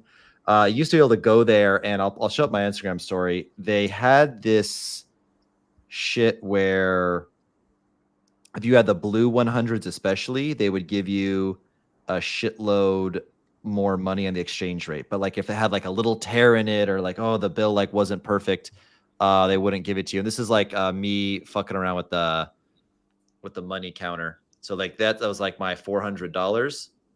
And then like this is what I got for $400. The rubber bands. $400 got to that. And then Airbnbs were ridiculously cheap. Steak dinners were ridiculously cheap. A lot of things were ridiculously cheap. But it's not nearly. I would say this, bro. Put it this way, like and this is a myth. If you go to like Digital Nomad Guide or Wikipedia or wherever, they'll say like, oh, the cost of living in Vietnam is $2 a month or something like that. That's all you need is $2 for the whole month in Vietnam. And that may be true for like the village people. First of all, I'm exaggerating. It's not $2 a month, but case in point, almost anywhere throughout all of Latin America, or for the world for that matter, even if your research online tells you it's a cheap country, if you want to live like a good American standard life that doesn't feel like you're living in a shit third world country under shit third world standards, no hot water, shitty, dangerous neighborhood, cockroaches, paper thin walls where you hear your neighbors having sex. Like if you want like an actual like nice place, go out once in a while, do some shit, you're not going to get away for less than $3,000 a month. Anywhere in the world that I know of. Again, if there's some secret, place where you can actually live like an American standard for $1,000 a month, so be it. But don't pay attention to these, because these guides will tell you like, what a local living in, like their electricity may just cut out for 3 days. Oh, yeah, just no electricity for 3 days. Cost of living $300 a month. Like, bro, that's not how you're going to want to live. You're going to want to live like an American. You're going to live in the expensive areas. I will say this though. I've been able to stretch $1,000 in cash for 3 weeks. Sure, but like you're stretching it, right? I mean, dude. No, I mean, think about. I mean, I go out, I get multiple cups of coffee. I was like, wow, I have leftover money. I got new shoes. But bro, that just doesn't make sense because think about it. Okay, so if you got 2 steak dinners a day, I don't do that every night though. but that's what I'm saying. Yeah. Okay. Well, even if you did it, okay. I'm not calling you a liar or anything, but I think like maybe if you looked at your finances and like do you use like Mint.com or any? I mean, look, maybe you have, whatever. Sure, you have, but I'm just trying to say like cash. But I was trying to say like shit adds up, and if you're stretching, so if you're doing $1,000 a week, then that means what, like roughly 300 a week, right? So or 333. So 333 times 4 would be what, like 13 or 1400 or something. I would say yeah, that's like kind of like pushing it. Like you're actively trying to save money and live simply, right? I guess. No, not that much. Okay, whatever. But cool. What other questions do you have, Aaron, about Buenos Aires? Yeah. So you said that in general, they're just very receptive. Do you think so? Again, in my experience, as I said very early on in this stream, my experience with Colombia was that it had gotten, whitewashed massively since the earlier times I had been. Does it feel like they're not fucking with the white guys? Does it feel, I mean, it just feels good. Like they're receptive. It's going well. They're super friendly. The big issue here is the Venezuelan crisis. So they've been flooded in with a lot. I think 200,000. That was the number that I was quoted with. 200,000 refugees. So the white dudes out here aren't like the big foreigners just overtaking the population. They have a word for us. It's called shunky, which is their version of Yankee, but it's usually friendly and endearing. Nice. And do you see a lot of white people? Argentinians are white. Yeah. Yeah. It's a mix. Oh. I look like if I spoke with perfect Spanish, I'd fit in. Yeah, he looks like he definitely looks Argentinian. I mean, they're Italian, bro. Like they're Italian. What was I gonna say? All right, cool. They do have shit in the streets. That's one thing. Shit in the streets? What do you mean, like just dogs poop in the streets? Oh yeah. Hey man, I'm in Austin, Texas. That's a everyday part of life here, so that I'm good with that. And the taxes are crazy. But for us, it's human. It's human shit in the street. So almost as bad as Venice or San Francisco, probably. Okay, cool. Well, I think I'm gonna close it out. It is 1:21 a.m. in the morning where I live. Are we in the same time zone, Nick? We are, right? Or close to it. Any last minute thoughts? Alex, or Nick, you go first. Any last minute things you want to ask or say, and then Aaron, you can close us out. I got pretty much nothing left to say. Cool. Just thanks for having me on. Honored to talk with you both. Cool. Yeah. Thanks for sharing your experience. Yeah, this was cool, man. I'm glad we were able to connect through Nick and I had a good time on the stream. I actually haven't. This guy keeps saying W stream, so I appreciate you, Senor Granados. You've said it a few times now. Yeah, this was a lot of fun. It's good stuff. I actually was thinking about it when I was coming on here tonight. I don't know if I've ever done a YouTube live stream. I'm not certain, actually. So this might be my first one. I'll think about it. I'll think about it. But it was an honor to take your virginity, sir, and do it again. You. Definitely. Let's do another stream at some point if you're down. I want to do more of these. I want to get better at these, get better at interviewing people. It's a skill set, right? Like my first videos were shitty. I think I'm getting better at interviewing people, and it's different doing it live than it is pre-recorded with the videos. But yeah, hopefully we can link up, man. Like I said, my itinerary, well, for both of you guys to know, and anybody in the stream wants to link up, my itinerary is I'm in Fortaleza, Brazil for like another month, then Sao Paulo for like a week only, then Africa for a month, which I probably won't see either of you guys out there. I don't think that's your type. And then After Africa, again, Sao Paulo again, just for a week for a photo shoot. So if you guys want to be part of like my professional photo shoot program, I'm charging these guys, I don't want to say the price, but a pretty penny. If you guys want to come along and maybe tag along and help with that, I can definitely get you some photos in. You can see Sao Paulo. You'll have like the master or whatever himself do the photos and the content for IG. And then after that, it's Secret City. And I think the Secret City or the Secret Country is a good compromise because they have some morenas for me. I think they are more on the whiter-ish side, but there's definitely some brown indigenous morenas for me. There's whites for the rest of you guys. It is a super boring place with nothing to do, which means it's going to be amazing for dating. I've heard that the gringo receptiveness factor is through the roof. And podemos practicar nuestro español. Do you understand that, Alex? Aaron, you mean? Sorry, yeah. Aaron, I'm looking at Alex. I'm looking at Alex. No, it's all good. Yeah. You said kid, and we can practice our Spanish. Yeah, dude, my Spanish is decent. My Spanish is all right. Is a natural. All right, chat. Thanks for being here. You guys, thanks for being on, my guests, and we'll do it again sometime. Thanks, everyone. Cheers. Sweet. Peace. Thanks.